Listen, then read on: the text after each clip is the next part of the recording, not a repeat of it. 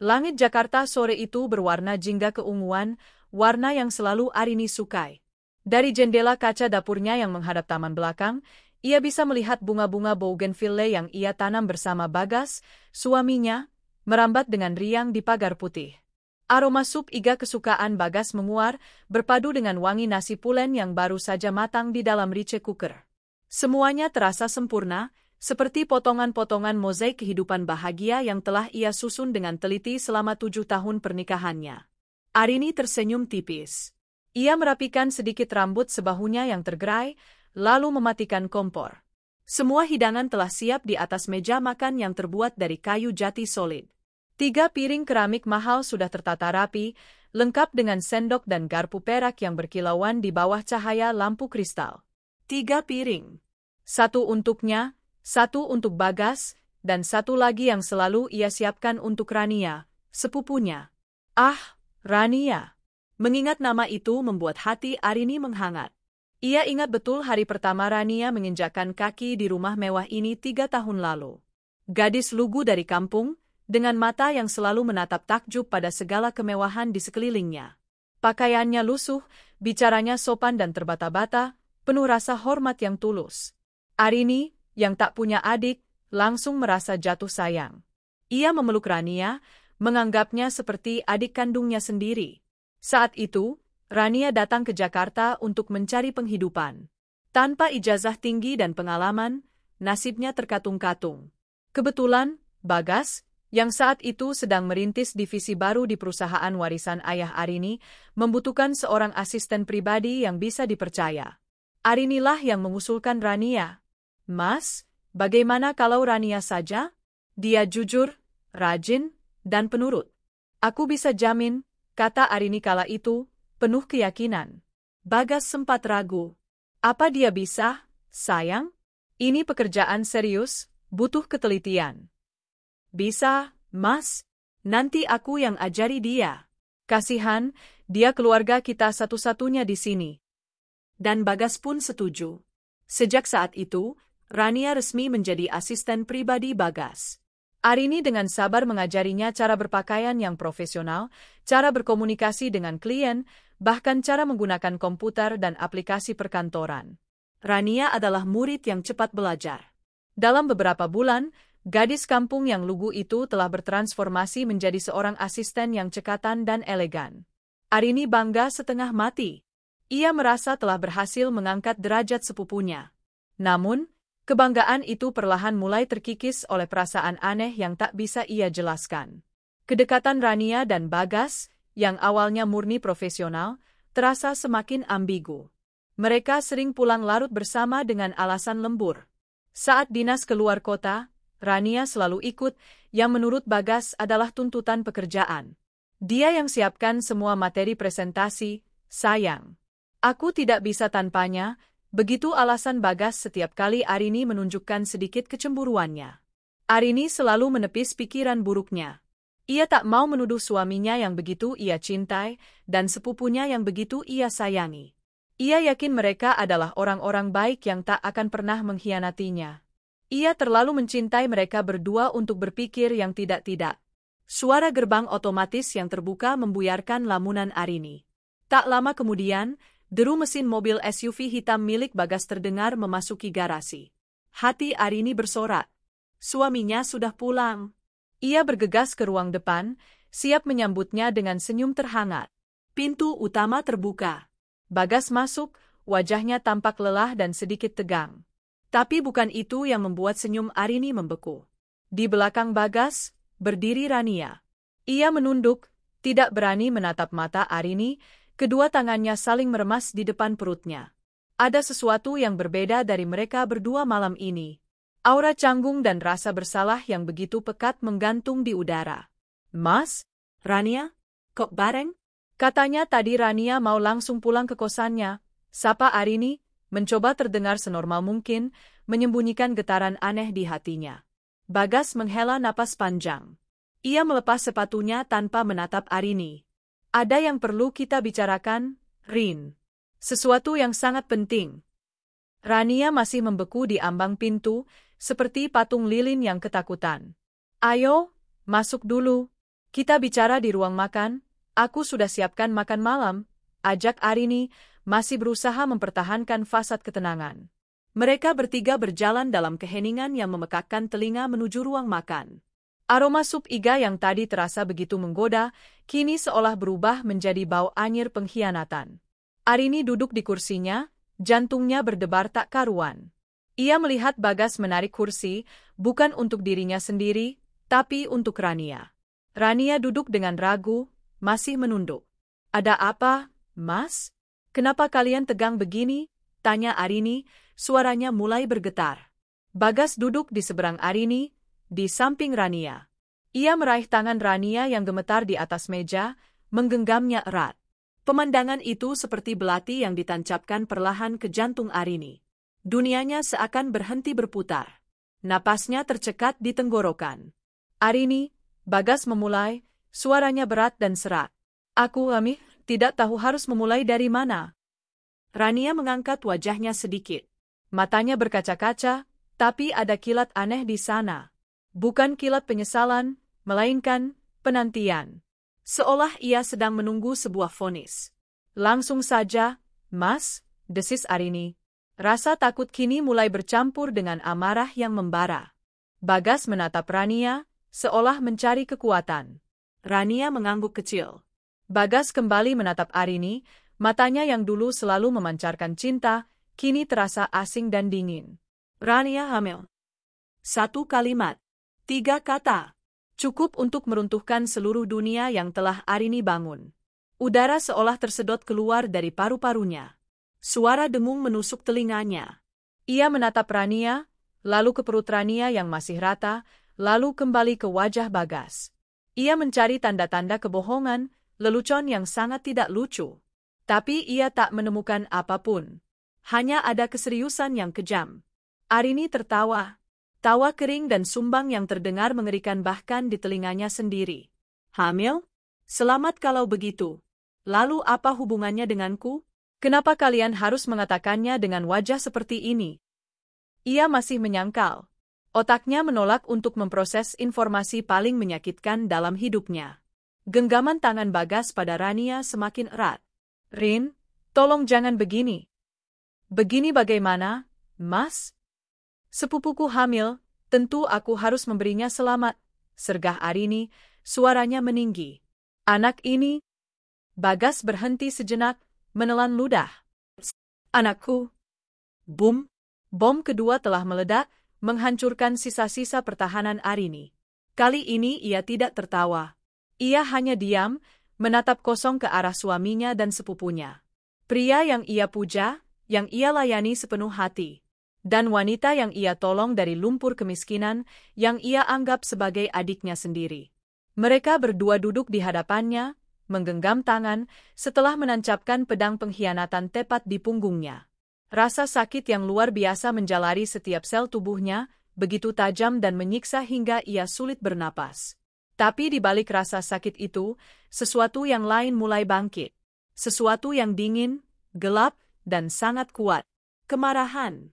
"Jadi selama ini," bisik Arini, suaranya nyaris tak terdengar.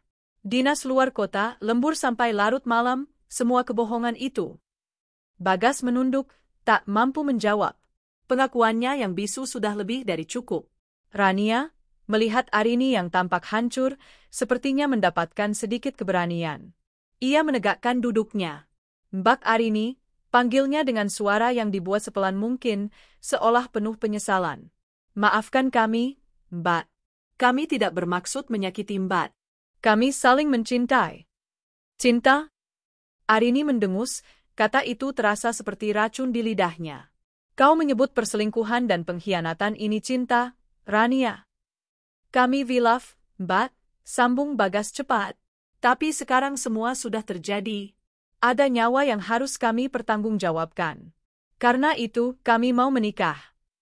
Arini menatap mereka bergantian. Ia hampir tak percaya dengan apa yang didengarnya. Mereka datang ke rumahnya, ke mejanya, mengakui perselingkuhan mereka, dan sekarang mereka meminta izin untuk menikah? Tingkat keberanian dan ketidakbermoralan ini sungguh di luar nalar. "Menikah?" ulang Arini, suaranya kini datar dan dingin. tanpa emosi. Rasa sakitnya telah membeku menjadi bongkahan es di dalam dadanya. Bagas mengangguk dengan cepat, wajahnya penuh harap. Iya, Arini. Aku akan bertanggung jawab. Aku akan menikahi Rania. Aku tahu ini berat untukmu, tapi aku mohon kamu mengerti posisiku. Aku tidak mungkin meninggalkan Rania dalam kondisi seperti ini. Aku harap kamu bisa menerima Rania sebagai madumu. Rania menimpali, nadanya kini lebih percaya diri. Benar, Mbak. Mas Bagas sangat mencintai Mbak. Dia tidak akan meninggalkan Mbak. Kita bisa hidup rukun bertiga. Aku tidak akan merebut posisi Mbak sebagai istri pertama. Arini memejamkan matanya sejenak. Ia menarik napas dalam-dalam, mencoba mengendalikan gempa bumi yang terjadi di dalam dirinya. Mereka pikir ia siapa? Wanita bodoh yang akan menangis terseduh-seduh, lalu dengan pasrah menerima nasibnya untuk dimadu? Mereka pikir cintanya pada Bagas dan sayangnya pada Rania adalah sebuah kelemahan yang bisa mereka eksploitasi? Oh, mereka salah besar. Mereka telah membangunkan seekor singa betina yang sedang tertidur. Saat Arini membuka matanya lagi, tak ada lagi air mata atau kesedihan di sana. Hanya ada kilat baja yang dingin dan menusuk. Ia menatap kedua pengkhianat di depannya dengan tatapan yang belum pernah mereka lihat sebelumnya.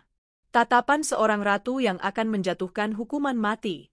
Kalian pikir, Arini memulai, suaranya tenang namun mematikan, setiap kata diucapkan dengan penekanan yang tajam. Karena aku sangat menyayangi kalian, karena aku sangat mencintai suamiku, aku akan rela dimadu seperti wanita tolol di sinetron. Bagas dan Rania terkejut mendengar nada bicara Arini yang berubah drastis. Kalian datang ke rumahku, duduk di mejaku, memakan makananku, lalu dengan tanpa rasa bersalah memintaku merestui pernikahan kalian. Arini tersenyum sinis. Senyum yang membuat bulu kuduk Bagas dan Rania meremang. Kami harap Mbak bisa merestui dan... Rania ragu-ragu, ia melirik Bagas. Bagas melanjutkan dengan suara pelan, seolah takut. Dan mungkin, karena kita keluarga, kamu bisa membantu sedikit biaya untuk pernikahan kami. Hanya syukuran kecil saja, yang penting sah. Itulah puncaknya. Itulah penghinaan terakhir yang tak bisa Arini tolerir. Mereka tidak hanya mengkhianatinya, mereka juga ingin menggunakan uangnya untuk merayakan pengkhianatan itu. Arini tertawa terbahak-bahak. Tawa yang keras, dingin, dan penuh dengan cemoohan. Tawa itu menggema di ruang makan yang mewah, membuat Bagas dan Rania pucat pasi. Setelah tawanya reda, Arini mencondongkan tubuhnya ke depan. Matanya menatap lurus ke arah Bagas. Dengar baik-baik, Bagas, desisnya. Pernikahan ini, aku tidak akan pernah merestuinya. Madu, aku lebih baik mati daripada berbagi suami dengan seorang pengkhianat. Ia lalu mengalihkan pandangannya pada Rania, yang kini gemetar ketakutan. Dan kau, Rania, ular yang kuambil dari lumpur dan kusimpan di dalam rumahku. Beraninya kau meminta uangku untuk membiayai pernikahan harammu. Arini berdiri dari kursinya. Gerakannya anggun namun penuh dengan aura mengintimidasi. Kalian salah besar jika mengira aku lemah. Ia berjalan ke ujung meja, mengambil ponselnya. Dengan beberapa sentuhan cepat, ia menelepon seseorang. Halo, Pak Suryo. Tolong siapkan surat-surat yang saya minta kemarin. Ya, semuanya. Dan siapkan tim keamanan untuk datang ke rumah saya sekarang juga. Ada 2 sampah yang harus dibuang. Arini menutup teleponnya dan menatap mereka berdua yang kini membeku karena syok. Apa-apa maksudmu, Rin? Tanya Bagas, suaranya gagap. Maksudku? Arini tersenyum miring. Aku tidak butuh restu untuk membiayai pernikahan kalian, karena pernikahan itu tidak akan pernah terjadi di bawah restuku. Dan aku tidak terima kau kembali menjadi suamiku. Ia menunjuk ke arah pintu depan dengan dagunya. Silahkan pergi dari hidupku. Arini, jangan gegabah. Pikirkan baik-baik, seru Bagas, mulai panik. Oh, aku sudah berpikir sangat jernih, balas Arini dengan tenang. Rumah ini, atas namaku. Mobil yang kau pakai, atas namaku. Kartu kredit di dompetmu, fasilitas dari perusahaanku. Dan perusahaan itu? Arini berhenti sejenak, menikmati ekspresi ketakutan di wajah Bagas. Itu warisan dari almarhum ayahku yang aku bangun kembali dengan keringat dan air mataku sendiri. Kau di sana hanya seorang direktur yang kugaji. Wajah Bagas berubah seputih kertas. Ia akhirnya menyadari kesalahannya. Ia telah meremehkan wanita yang selama ini menjadi sumber dari semua kemewahan yang ia nikmati. Tinggalkan uangku. Tinggalkan perusahaanku. Tinggalkan rumahku. Perintah Arini, suaranya sedingin es di kutub utara. Pergi sekarang juga dengan gundikmu. Mbak tolong, Mbak. Rania mulai menangis, memelas. Aku sedang hamil, Mbak. Kasihanilah anak ini. Anak itu bukan urusanku. Itu adalah buah dari perzinahan kalian. Urus sendiri, jawab Arini tanpa belas kasihan. Dulu aku memang mengasihanimu, Rania. Tapi kau membalas air susu dengan air tuba. Rasa kasihan itu sudah mati. Suara mobil terdengar berhenti di depan rumah. Tim keamanan yang dipanggil Arini telah tiba. Waktu kalian habis, kata Arini. Pergi dengan terhormat selagi bisa, atau kalian akan diseret keluar seperti binatang. Bagas menatap Arini dengan tatapan tak percaya, bercampur amarah dan penyesalan yang terlambat. Ia tak menyangka istri yang selama ini ia kenal lembut dan penurut bisa berubah menjadi sedingin dan sekejam ini. Ia bangkit, menarik tangan Rania yang masih menangis. Kau akan menyesal, Arini, ancam Bagas. Arini hanya tersenyum tipis. Tidak, kalian yang akan menyesal. Saat Bagas dan Rania berjalan gontai melewati Arini menuju pintu keluar, Arini membisikkan kalimat terakhirnya, sebuah janji yang akan ia pegang teguh. Dan kupastikan kalian berdua akan hancur. Pintu pun tertutup. Arini ditinggal sendirian di dalam istananya yang kini terasa hampa. Sup iga di atas meja sudah mendingin. Tak ada air mata yang jatuh dari pelupuk matanya. Yang ada hanyalah api dendam yang mulai menyala, membakar habis semua sisa cinta dan kasih sayang di hatinya. Ini bukanlah akhir. Ini adalah awal dari sebuah peperangan. Dan ia, Arini Wijaya, bersumpah akan keluar sebagai pemenangnya. Keheningan yang ditinggalkan oleh Bagas dan Rania terasa lebih memekakkan daripada teriakan manapun. Arini masih berdiri terpaku di tengah ruang makan, napasnya memburu, adrenalin masih mengalir deras di pembuluh darahnya. Aroma sup iga yang mendingin kini terasa seperti bau busuk kematian, kematian sebuah pernikahan, kematian sebuah kepercayaan, kematian sebuah keluarga. Ia menatap meja makan yang tadinya ia siapkan dengan penuh cinta. 3 piring. 1 untuknya, ratu di istananya sendiri. 1 untuk raja yang ternyata seorang pengkhianat. Dan 1 lagi untuk putri ular yang ia pelihara tanpa sadar. Dengan gerakan lambat dan mekanis, Arini meraih piring milik Bagas, lalu piring milik Rania. Ia berjalan ke tempat sampah di dapur dan tanpa ragu, membanting kedua piring keramik mahal itu hingga pecah berkeping-keping. Suara pecahan itu seolah memecah keheningan, menjadi jeritan hatinya yang tak bisa ia suarakan. Ia tidak menangis. Air mata terasa seperti kemewahan yang tidak ia miliki saat ini. Menangis berarti menyerah pada rasa sakit, dan ia menolak untuk memberikannya kemenangan itu. Rasa sakit ini tidak akan menghancurkannya. Ia akan menempa rasa sakit ini menjadi pedang. Langkah pertamanya adalah membersihkan jejak mereka. Bukan hanya dari rumahnya, tapi dari hidupnya. Kakinya membawanya menaiki tangga marmer menuju kamar utama. Ruangan luas yang menjadi saksi bisu cinta dan kebahagiaan mereka selama 7 tahun. Di sudut ruangan, parfum Bagas yang biasa ia pakai masih tercium samar. Di atas tempat tidur ukuran king size itu, ia masih bisa membayangkan tawa mereka. Semua itu terasa seperti ilusi. Kenangan manis itu kini telah teracuni, berubah menjadi hantu-hantu yang mengejek kebodohannya. Arini membuka lemari pakaian raksasa yang terbuat dari kayu ek. Di satu sisi, berjejer rapi koleksi pakaian dan tas mahalnya.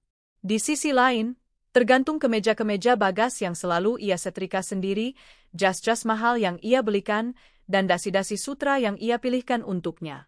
Dengan wajah tanpa ekspresi, ia menarik keluar semua pakaian Bagas. Bukan untuk dilipat rapi dan dimasukkan ke dalam koper. Ia menyeretnya keluar, melemparkannya ke lantai hingga menumpuk seperti gundukan sampah. Kemudian ia pergi ke gudang, mengambil beberapa kantong sampah hitam ukuran besar. Satu persatu, ia memasukkan semua milik Bagas ke dalamnya. Jas Brioni, kemeja Zekna, sepatu Salvatore Ferragamo, semua yang pernah ia berikan dengan cinta, kini ia masukkan ke dalam kantong sampah dengan perasaan jijik. Setiap helai kain seolah membisikkan sebuah kebohongan, setiap aroma parfum mengingatkannya pada pelukan palsu. Ia menemukan sebuah kotak berisi jam tangan mewah yang ia berikan saat ulang tahun pernikahan kelima mereka. Tanpa ragu, ia melemparkannya ke dalam kantong yang sama. Benda-benda ini bukan lagi simbol cinta, melainkan artefak pengkhianatan. Setelah 3 kantong sampah besar terisi penuh, ia menyeretnya keluar kamar dan meninggalkannya di dekat pintu utama, siap untuk dibuang. Kamar itu kini terasa lebih luas, lebih dingin, namun juga lebih bersih. Separuh dari ruangan itu kini kosong, sama seperti separuh hatinya yang telah direnggut paksa. Ia menatap pantulan dirinya di cermin besar. Wajahnya pucat, matanya memancarkan kekosongan yang menakutkan, namun di bawah permukaan itu, ada api yang berkobar. Api yang menuntut pembalasan.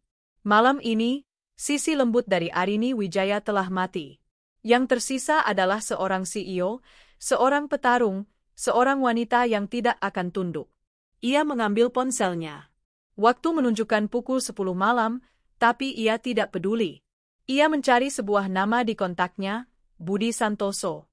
Pengacara kepercayaan keluarganya sejak zaman ayahnya, seorang pria parubaya yang tajam dan setia, yang sudah ia anggap seperti pamannya sendiri. Telepon berdering 3 kali sebelum diangkat. Halo? Suara serak khas Pak Budi terdengar di seberang. Selamat malam, Pak Budi. Maaf mengganggu. Ini Arini. Suara Arini terdengar sangat tenang, hampir terlalu tenang, hingga terasa ganjil. Arini? Ya ampun, Nak. Tumben sekali menelepon semalam ini. Ada masalah? Nada suara Pak Budi langsung berubah serius. Ia tahu Arini bukan tipe orang yang akan menelepon tanpa alasan mendesak. Arini berjalan ke arah jendela, menatap taman yang gelap di luar.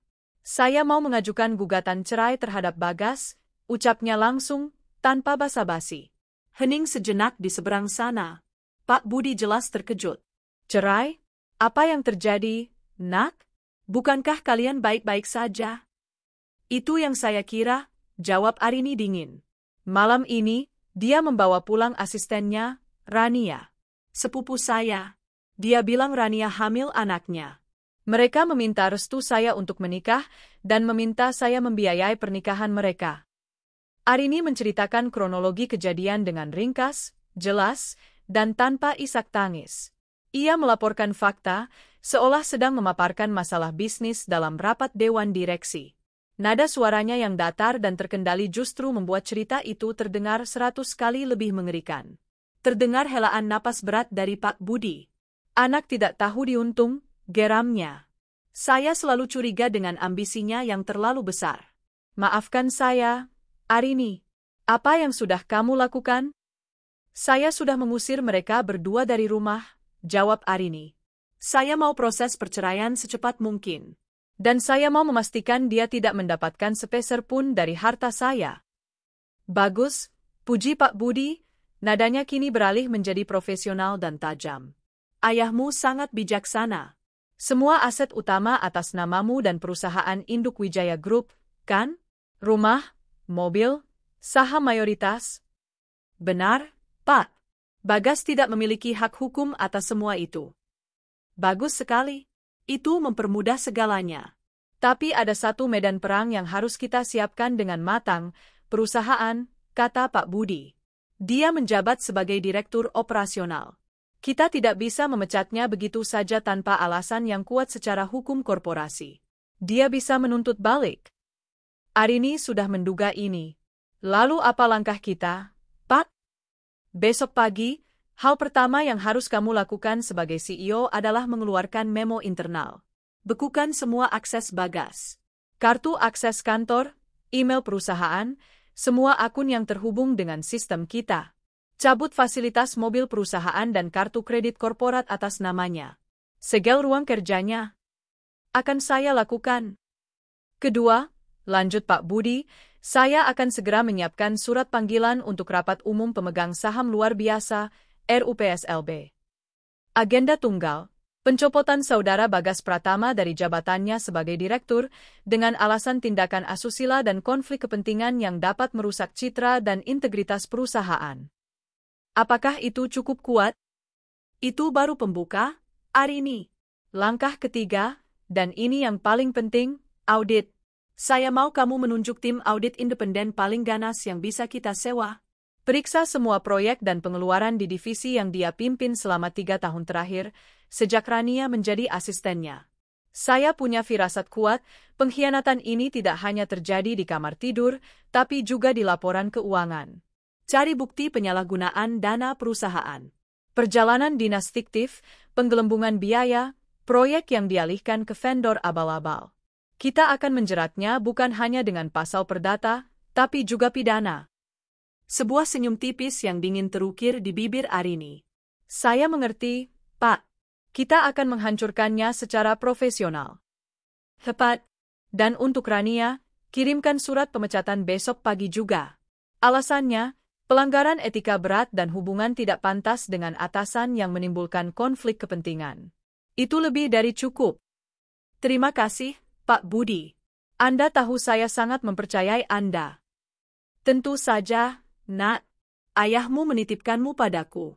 Sekarang tidurlah. Kamu butuh energi untuk perang besok. Jangan tunjukkan kesedihanmu di depan siapapun. Tunjukkan pada mereka siapa Arini Wijaya yang sebenarnya. Panggilan berakhir. Arini merasa sedikit lebih kuat. Rencana yang jelas memberinya tujuan. Ia tidak lagi merasa seperti korban yang tersudut, melainkan seorang jenderal yang sedang menyusun strategi perang. Ia tidak kembali ke kamar utama. Kamar itu sudah ternoda. Ia masuk ke salah satu kamar tamu yang jarang terpakai, membawa serta piyamanya. Saat ia merebahkan diri di tempat tidur yang terasa asing, barulah rasa sakit itu kembali menerjangnya dengan kekuatan penuh. Bayangan wajah Bagas saat pertama kali menyatakan cinta, janji-janjinya di altar pernikahan, semua berkelebat di benaknya.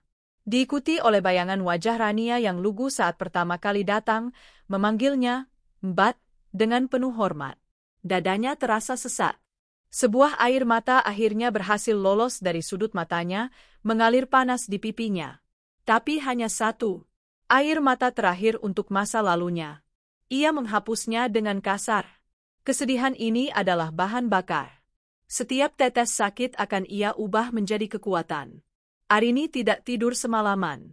Ia hanya memejamkan mata, menyusun setiap langkah yang akan ia ambil, setiap kata yang akan ia ucapkan. Ia memutar ulang setiap kemungkinan dan mempersiapkan balasan untuk setiap serangan. Ketika fajar pertama menyingsing di ufuk timur, membiaskan cahaya keemasan ke dalam kamar, Arini sudah bangkit. Ia mandi dan bersiap.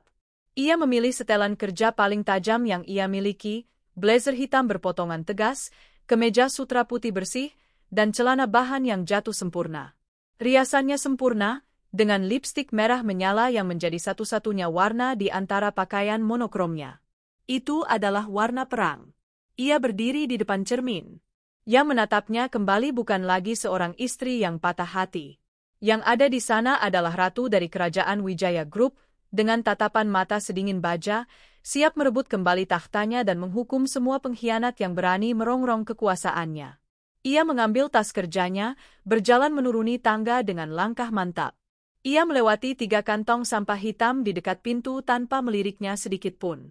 Pagi itu, ia berangkat ke kantor lebih pagi dari biasanya. Medan pertempuran sudah menantinya. Menara Wijaya Group menjulang gagah di jantung kawasan bisnis Jakarta, sebuah monolit kaca dan baja yang berkilauan di bawah cahaya fajar. Pukul 6 pagi, gedung itu masih tertidur lelap. Hanya beberapa petugas kebersihan dan tim keamanan yang bergerak dalam kesunyian. Namun pagi ini, sang ratu telah tiba sebelum matahari terbit.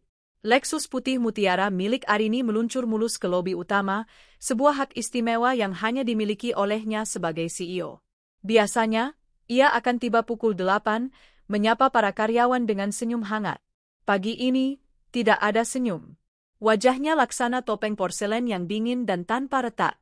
Langkah kakinya yang berbalut stiletto Christian Louboutin menggema di lantai marmer yang kosong saat ia berjalan menuju lift pribadi. Setiap denting lift yang membawanya naik ke lantai 40, lantai eksekutif, terasa seperti detak jam menuju eksekusi.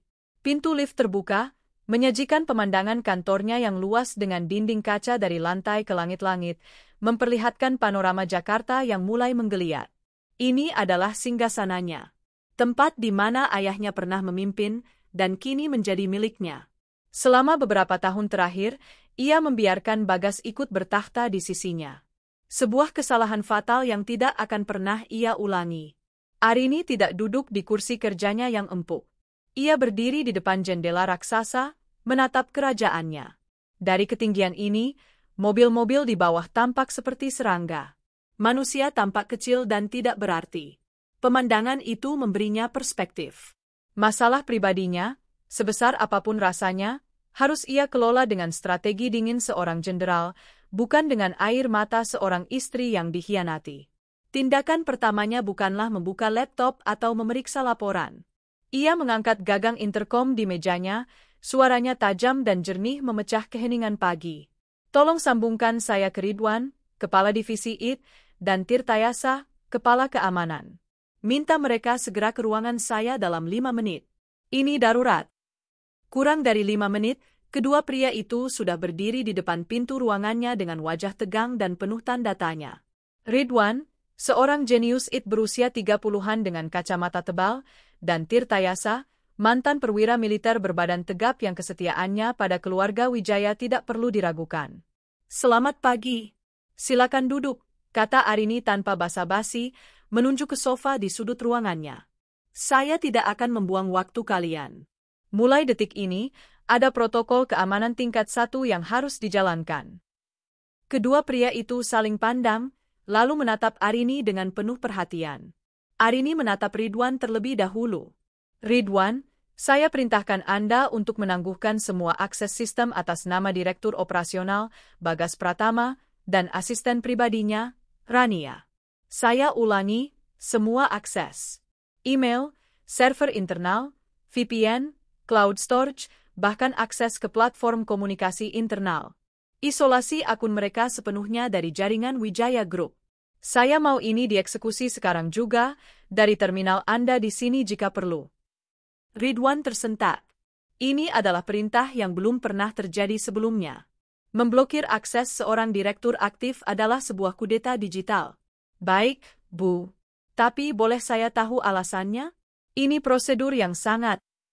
Alasannya adalah keamanan korporasi, potong Arini, suaranya sedingin es. Saya memiliki dasar yang kuat untuk meyakini adanya potensi pelanggaran data dan penyalahgunaan aset digital perusahaan. Apakah perintah saya sudah jelas?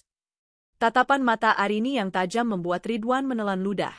Sangat jelas, Bu. Akan saya laksanakan segera. Bagus. Dan satu lagi, tambah Arini. Saya mau Anda menarik log aktivitas digital lengkap dari kedua akun tersebut selama 6 bulan terakhir. Email terkirim dan diterima, riwayat percakapan, akses file, semuanya. Prioritaskan aktivitas dalam 24 jam terakhir. Laporan awal harus ada di meja saya sebelum jam makan siang. Laporan ini bersifat rahasia dan hanya untuk mata saya. Mengerti? Mengerti, Bu. Jawab Ridwan, otaknya sudah berputar memikirkan langkah teknis yang harus ia ambil. Arini kemudian mengalihkan perhatiannya pada Tirtayasa, yang sedari tadi duduk tegap dengan wajah batu. Pak Tirta, mulai detik ini, nonaktifkan kartu akses fisik atas nama Bagas Pratama dan Rania. Mereka dilarang keras memasuki semua properti milik Wijaya Group, terutama gedung ini. Informasikan kepada semua personel keamanan di setiap titik akses. Tidak ada pengecualian. Jika mereka memaksa, hubungi saya dan pihak berwajib. Tirtayasa mengangguk mantap. Siap, laksanakan, Bu. Setelah ini, lanjut Arini, saya mau 2 personel keamanan terbaik Anda mendampingi perwakilan HR untuk menyegel ruang kerja Pak Bagas di lantai 38. Pasang segel resmi perusahaan di pintunya. Tidak ada seorang pun, saya ulangi, tidak seorang pun, boleh masuk atau keluar dari ruangan itu. Semua aset di dalamnya, dari dokumen hingga komputer, berstatus quo hingga ada pemberitahuan lebih lanjut dari saya. Akan segera kami laksanakan, Bu Arini. Bagus. Kerjakan sekarang. Kerahasiaan adalah yang utama. Saya tidak mau ada rumor yang beredar sebelum pengumuman resmi dari saya. Kedua pria itu berdiri, mengangguk hormat, lalu keluar dari ruangan dengan langkah cepat. Mereka tahu ini bukan sekadar masalah teknis, ini adalah badai yang akan segera menghantam Wijaya Group. Langkah kedua, Departemen Sumber Daya Manusia. Arini menghubungi Diana, kepala HR, seorang wanita karir yang efisien dan mengerti bagaimana menjaga rahasia. Diana, selamat pagi. Saya butuh bantuanmu untuk dua hal yang sangat mendesak dan rahasia, kata Arini melalui telepon. Tentu, Bu Arini. Apa yang bisa saya bantu? Pertama, siapkan surat pemutusan hubungan kerja untuk Rania dari divisi operasional. Alasan, pelanggaran berat terhadap kode etik perusahaan terkait hubungan tidak pantas dengan atasan langsung yang menciptakan konflik kepentingan masif. Pastikan bahasanya kuat secara hukum. Kirimkan surat itu melalui kurir ke alamat kosnya hari ini juga. Baik, Bu. Saya catat. Suara Diana terdengar sedikit terkejut, namun tetap profesional. Kedua, siapkan surat penonaktifan sementara untuk Bagas Pratama dari jabatannya sebagai direktur. Sebutkan bahwa penonaktifan ini berlaku efektif segera, sambil menunggu hasil investigasi internal dan rapat umum pemegang saham luar biasa. Surat ini juga harus menyatakan bahwa semua fasilitas perusahaan yang melekat pada jabatannya dicabut. Kirimkan ke alamat rumah orang tuanya di Bintaro. Pak Budi Santoso akan mengirimkan draft legalnya padamu sebentar lagi. Baik, Bu. Semuanya akan saya siapkan. Terima kasih, Diana. Dan tolong, dampingi tim keamanan untuk penyegelan ruang kerja Pak Bagas. Siap, Bu. Setelah panggilan telepon itu, Arini akhirnya duduk. Fajar telah sepenuhnya merekah. Karyawan mulai berdatangan. Ia bisa mendengar bisik-bisik dari luar ruangannya. Berita tentang penyegelan ruang kerja seorang direktur dan pemblokiran aksesnya pasti menyebar secepat api. Rumor adalah monster liar. Jika tidak dikendalikan, ia akan melahap segalanya. Arini tahu ia harus mengambil alih narasi. Ia menekan tombol intercom lagi, kali ini ke sekretarisnya. Indah, tolong jadwalkan rapat darurat dengan semua kepala divisi dan direktur yang ada di Dewan, kecuali Pak Bagas. 10 menit lagi, di ruang rapat utama. Wajib hadir. 10 menit kemudian, Arini melangkah masuk ke ruang Dewan. 5 pasang mata menatapnya dengan ekspresi campur aduk antara kebingungan, kekhawatiran, dan rasa ingin tahu. Di sana ada Wibowo, CFO tua yang setia pada ayahnya, ada Sinta, direktur pemasaran yang ambisius, dan beberapa kepala divisi kunci lainnya. Mereka semua tahu ada sesuatu yang sangat salah. Arini berdiri di ujung meja, memancarkan aura kekuasaan yang tak terbantahkan. Selamat pagi, sapanya dengan suara yang tenang namun tegas. Terima kasih sudah datang dalam waktu singkat. Saya tidak akan bertele-tele. Saya memanggil kalian ke sini untuk menyampaikan sebuah keputusan penting. Ia berhenti sejenak, membiarkan ketegangan memenuhi ruangan. Efektif pagi ini, saya telah menonaktifkan Bagas Pratama dari tugas dan tanggung jawabnya sebagai Direktur Operasional Wijaya Group. Suara gumaman kaget langsung terdengar di seluruh ruangan. Sinta bahkan sedikit membuka mulutnya karena tak percaya. Keputusan ini saya ambil setelah menemukan adanya indikasi kuat konflik kepentingan dan potensi pelanggaran etika serius yang dapat membahayakan integritas dan keberlangsungan perusahaan kita, lanjut Arini, matanya menatap tajam setiap orang di ruangan itu. Untuk melindungi perusahaan, saya telah memulai proses audit forensik menyeluruh terhadap divisi operasional.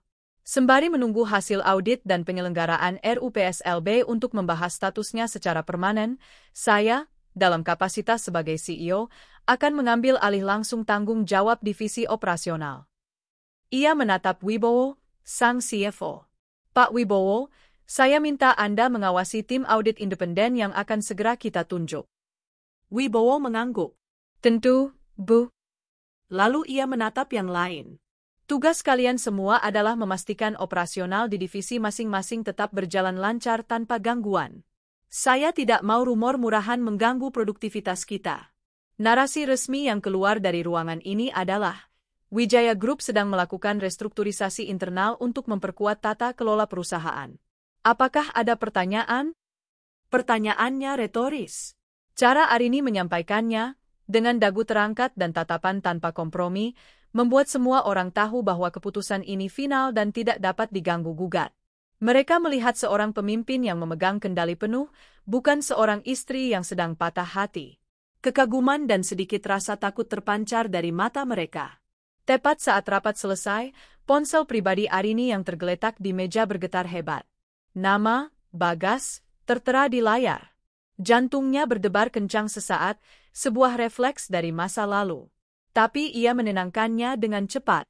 Ia membiarkan panggilan itu bergetar, mengabaikannya, lalu mematikannya. Beberapa menit kemudian, saat ia sudah kembali ke ruangannya, telepon kantornya yang berdering. Indah, sekretarisnya, muncul di interkom. Bu, Pak Bagas ditelepon. Beliau memaksa ingin bicara dengan ibu. Katanya sangat penting. Arini menarik napas. Waktunya tiba.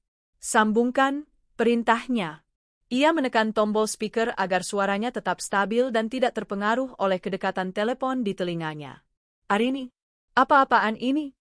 Suara Bagas terdengar panik dan marah dari seberang. Terdengar suara bising jalanan, menandakan ia sedang di luar. Kenapa kartu aksesku tidak berfungsi? Kenapa aku tidak bisa login ke email? Anak-anak di kantor bilang ruanganku disegel. Apa yang kau lakukan? Arini bersandar di kursinya, suaranya tenang dan dingin, kontras dengan teriakan Bagas. Selamat pagi, Pak Bagas. Saya rasa Anda belum menerima memo resmi dari HR. Memo apa? Jangan main-main denganku, Arini. Ini perusahaan kita. Anda salah, balas Arini tajam. Ini perusahaanku. Dan sesuai memo yang sedang dalam perjalanan ke alamat orang tua Anda telah dinonaktifkan dari seluruh fasilitas dan jabatan di Wijaya Group, terhitung sejak pagi ini. Apa? Kau tidak bisa melakukan ini padaku. Aku ini direktur. Aku membangun divisi itu dari nol, teriak Bagas, suaranya syarat dengan amarah dan ketidakpercayaan. Status Anda adalah direktur nonaktif yang sedang dalam penyelidikan internal atas dugaan pelanggaran berat, jelas Arini, seolah sedang membacakan sebuah laporan. Adapun hak-hak Anda hanya berhak untuk diam dan menunggu surat panggilan resmi dari tim kuasa hukum saya, baik untuk urusan perusahaan maupun urusan pribadi. Urusan pribadi? Kau mencampur-adukkan urusan pribadi dengan pekerjaan. Ini tidak profesional. Arini tertawa kecil, tawa tanpa humor yang membuat bulu kuduk berdiri. Tidak profesional? Anda bicara tentang profesionalisme? Anda, yang menghamili asisten pribadi Anda sendiri, yang notabene adalah sepupu istri Anda, lalu datang meminta uang istri Anda untuk menikahi selingkuhan Anda? Jika ada yang tidak profesional di sini, itu adalah Anda, Bagas. Keheningan melanda sejenak. Bagas jelas terkejut dengan serangan balik yang begitu telak. Dengarkan saya baik-baik, lanjut Arini, nadanya kini turun menjadi bisikan mematikan. Setiap upaya Anda untuk menghubungi saya secara pribadi akan saya anggap sebagai gangguan. Setiap upaya Anda untuk memasuki properti perusahaan akan dianggap sebagai pelanggaran hukum. Paham?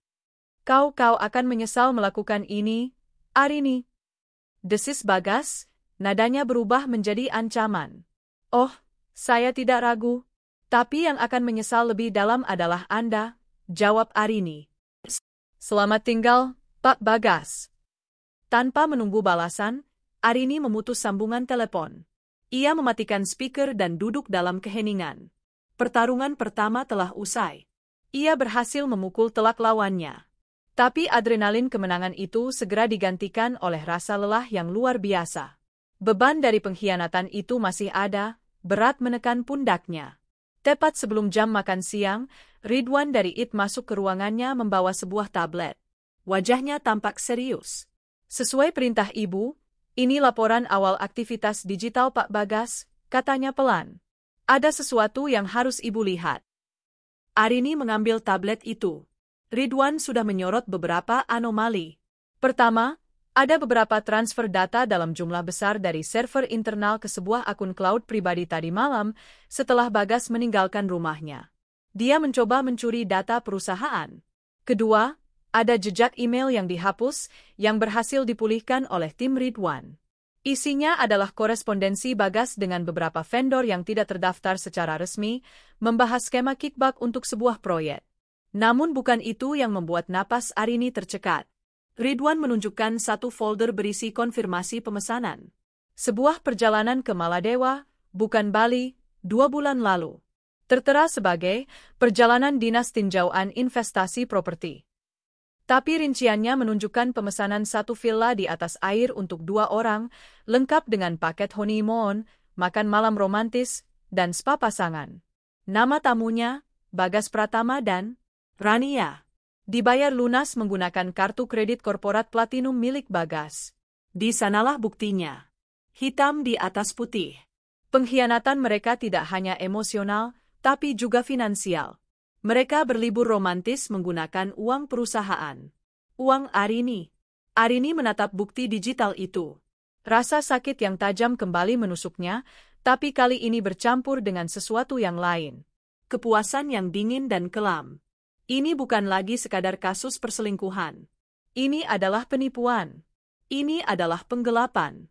Ini adalah kejahatan. Ia mengangkat kepalanya dan menatap Ridwan. Kerja bagus, Ridwan. Lanjutkan penggalianmu.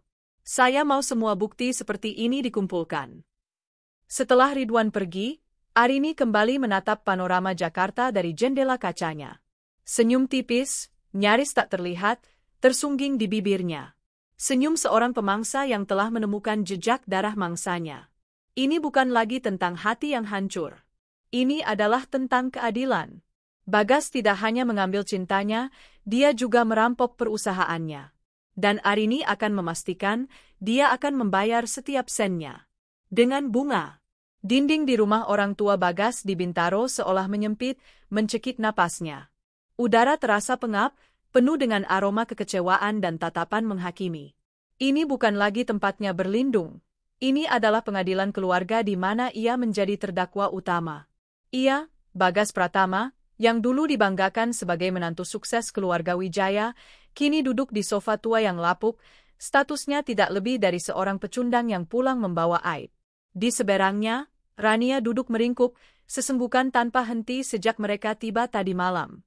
Tangisnya yang tadinya memancing simpati, kini terdengar seperti dengungan nyamuk yang mengganggu di telinga Bagas.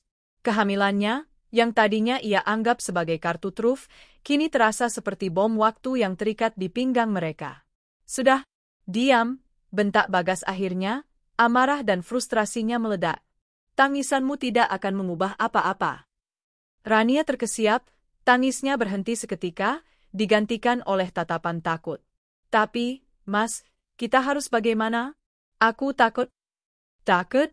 Seharusnya kau takut dari dulu, sahut suara tajam dari arah dapur. Ibu Bagas, Lastri, muncul membawa nampan berisi 2 gelas teh tawar. Ia meletakkan nampan itu di meja dengan kasar hingga tehnya sedikit tumpah. Matanya menatap Rania dengan kebencian yang tak terselubung. Dasar perempuan kampung tidak tahu diri. Diberi hati malah minta jantung. Lihat sekarang akibatnya. Anakku hancur gara-gara kamu. Bu, sudah, sela Bagas. Sudah bagaimana? Ibu tidak pernah menyangka akan punya menantu modal begini. Lastri menunjuk Rania dengan jarinya. Penggoda, perusak rumah tangga orang. Dan kau ini sepupunya Arini, kan? Lebih biadab lagi. Rania kembali terisak, kali ini lebih pelan. Bagas memijat pelipisnya yang berdenyut. Ia merasa seperti terjebak dalam neraka. Diusir dari istananya sendiri, hanya untuk mendarat di neraka lain yang ia sebut rumah masa kecil.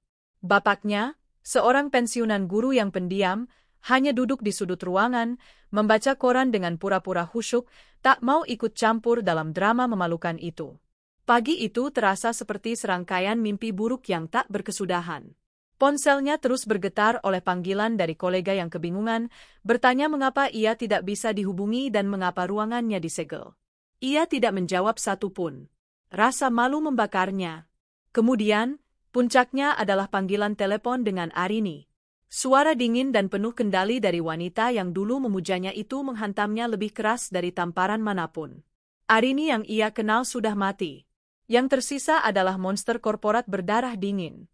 Dia tidak mungkin serius, gumam Bagas pada dirinya sendiri, mencoba meyakinkan dirinya. Ini hanya gertakan. Dia masih mencintaiku. Dia hanya sedang marah. Tepat saat itu, bel rumah berbunyi. Seorang kurir berseragam berdiri di depan pintu, membawa 2 amplop coklat besar. Satu ditujukan untuknya, satu lagi untuk Rania. Dengan tangan gemetar, Bagas membuka amplopnya. Di dalamnya ada beberapa lembar kertas berkop surat Wijaya Group. Surat penonaktifan sementara. Di sana tertulis dengan bahasa hukum yang kaku dan kejam, semua fasilitasnya dicabut, jabatannya dibekukan, dan ia dilarang mendekati area perusahaan. Sementara itu, Rania membuka suratnya dengan wajah pucat pasi. Isinya lebih singkat dan brutal, surat pemutusan hubungan kerja. Dipecat. Diusir. Tanpa pesangon, tanpa surat referensi. Alasannya terpampang jelas, pelanggaran etika berat. Kenyataan akhirnya menampar mereka dengan kekuatan penuh. Ini bukan gertakan. Ini adalah perang, dan mereka baru saja merasakan tembakan meriam pertama. Tidak mungkin. Bisik Rania, surat di tangannya lemas. Aku dipecat, Mas. Aku tidak punya pekerjaan lagi. Bagas meremas surat di tangannya hingga kusut. Kepalanya pening. Tanpa jabatan, tanpa gaji, tanpa akses, ia bukan siapa-siapa. Semua kemewahan yang ia nikmati, kartu kredit limitless, mobil mewah, klub golf elit, semuanya lenyap dalam sekejap. Dan kini, ia terjebak dengan seorang wanita hamil yang menangis dan keluarga yang terus menyalahkannya. Ia menatap Rania, dan untuk pertama kalinya, rasa cintanya yang membara kini terasa seperti abu dingin. Wanita ini, yang ia pikir akan menjadi sumber kebahagiaan barunya, ternyata adalah jangkar yang akan menenggelamkannya. Di sisi lain kota, di dalam benteng kemewahannya di Menteng, Arini merasakan keheningan dengan cara yang berbeda. Adrenalin pertempuran di kantor tadi pagi telah surut, menyisakan kekosongan yang dingin dan luas. Rumah besar itu terasa seperti museum kehidupannya yang gagal. Setiap sudut membisikkan kenangan. Sofa tempat mereka menonton film hingga larut malam. Meja makan tempat ia selalu menunggu Bagas pulang. Bahkan gagang pintu pun masih menyimpan sisa-sisa sentuhan tangan suaminya. Hantu-hantu ini tidak membuatnya menangis. Mereka membuatnya marah. Marah pada dirinya sendiri karena begitu buta. Marah pada Bagas karena mengubah kenangan indah menjadi kebohongan yang menyakitkan. Untuk mengusir hantu-hantu itu, ia menyibukkan diri. Ia memerintahkan asisten rumah tangganya untuk mengemas semua sisa barang Bagas, bahkan sikat gigi dan parfumnya, lalu menyumbangkannya. Ia ingin menghilangkan jejak fisik pria itu sepenuhnya. Malam itu, Pak Budi datang ke rumahnya. Mereka tidak duduk di ruang tamu yang formal, melainkan di ruang kerja pribadi Arini yang menghadap ke kolam renang. Di atas meja kopi, tergeletak tablet yang menampilkan bukti perjalanan ke Maladewa. Pak Budi mengesap kopinya, wajahnya tampak geram. Saya sudah melihat semua laporan awal dari tim IT, Arini. Ini lebih buruk dari yang kita duga, tapi juga lebih baik untuk kasus kita. Apa maksudnya, Pak? Tanya Arini, suaranya lelah namun fokus. Maksud saya, pengkhianatan Bagas ini sangat sistematis. Perjalanan ke Maladewa ini hanyalah puncak gunung es. Tim audit internal sudah menemukan beberapa faktur ganjil dari vendor yang alamatnya fiktif. Saya yakin, jika kita gali lebih dalam, kita akan menemukan aliran dana perusahaan yang masuk ke kantong pribadinya. Ini bukan lagi sekadar perselingkuhan, ini pencurian. Arini mengangguk pelan. Rasa sakit karena dikhianati secara pribadi kini diperparah oleh kenyataan bahwa ia juga dikhianati secara profesional. Pria itu tidak hanya merusak hatinya, tapi juga merampok hasil kerja kerasnya. Lalu, apa langkah kita selanjutnya secara hukum? Kita akan melancarkan serangan 2 cabang, jelas Pak Budi, matanya berkilat tajam. Cabang pertama, hukum perdata. Besok pagi, tim saya akan mendaftarkan gugatan cerai di pengadilan agama. Alasannya jelas, perzinahan. Dengan bukti kehamilan Rania dan bukti perjalanan ini, hakim akan langsung mengabulkannya. Kita akan tuntut perceraian Verstek jika perlu, dan yang terpenting, kita akan pastikan dia tidak mendapatkan 1% pun harta Gonogini. Kita akan buktikan bahwa semua aset yang ada berasal dari warisan dan hasil kerjamu, sementara dia justru merugikan perusahaan. Bagus, desis Arini. Cabang kedua, lanjut Pak Budi, nadanya menjadi lebih serius, adalah hukum pidana. Ini adalah senjata pamungkas kita, Arini. Dengan bukti penggelapan dana dan penipuan yang sedang kita kumpulkan, kita bisa melaporkannya ke polisi. Ancamannya bukan lagi kehilangan harta, tapi kehilangan kebebasan. Penjara. Arini terdiam sejenak. Penjara. Kata itu terasa berat. Sekejam apapun Bagas, membayangkan pria yang pernah tidur seranjang dengannya berakhir di balik jeruji besi, ada sebagian kecil dari dirinya yang ragu. Pak Budi seolah bisa membaca pikirannya. Arini, jangan ragu. Orang seperti Bagas adalah predator. Dia tidak akan berhenti. Jika kita tidak menghancurkannya sampai ke akar, dia akan bangkit lagi dan mencoba membalas dendam. Kita harus memastikan dia tidak punya kekuatan lagi untuk mengganggumu. Laporan polisi ini adalah cara kita mencabut taringnya. Arini menatap layar tablet pada foto konfirmasi Villa Bulan Madu itu. Keraguannya lenyap seketika, digantikan oleh ketegasan yang dingin. Lakukan, Pak. Siapkan laporan polisi. Kita akan kumpulkan semua amunisi, dan saat waktunya tepat, kita tembakkan. Keputusan yang bagus, kata Pak Budi. Satu hal lagi, media. Kasus ini terlalu besar untuk tidak tercium. Perceraian seorang CEO Wijaya Group karena skandal dengan direksinya sendiri? Ini adalah santapan lezat bagi mereka. Kita harus siapkan strategi PR. Kita harus yang pertama bicara, mengendalikan narasi. Ceritanya adalah, CEO Arini Wijaya, seorang pemimpin wanita yang kuat, mengambil tindakan tegas untuk membersihkan perusahaannya dari oknum yang tidak berintegritas.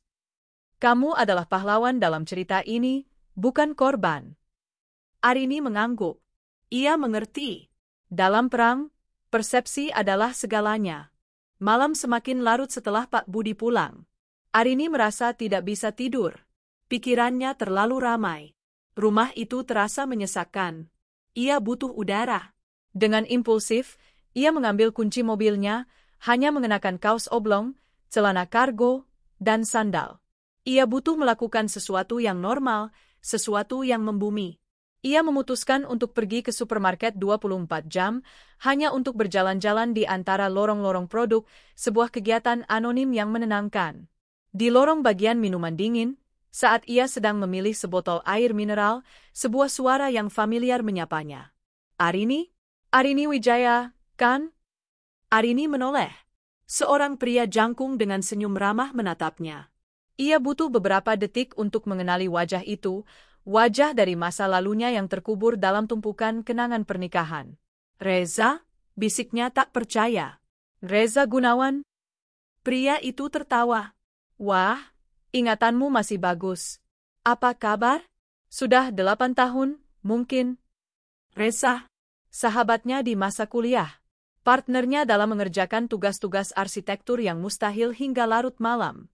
Pria yang diam-diam selalu menatapnya dengan cara yang berbeda, cara yang baru ia sadari bertahun-tahun kemudian. Hubungan mereka merenggang dan akhirnya putus setelah Arini mulai serius dengan Bagas. Kabar baik, jawab Arini, sebuah kebohongan otomatis.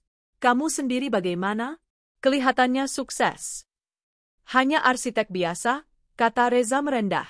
Ia menatap Arini lekat-lekat, senyumnya sedikit memudar. Kamu baik-baik saja? Maaf, tapi kamu kelihatan sangat lelah.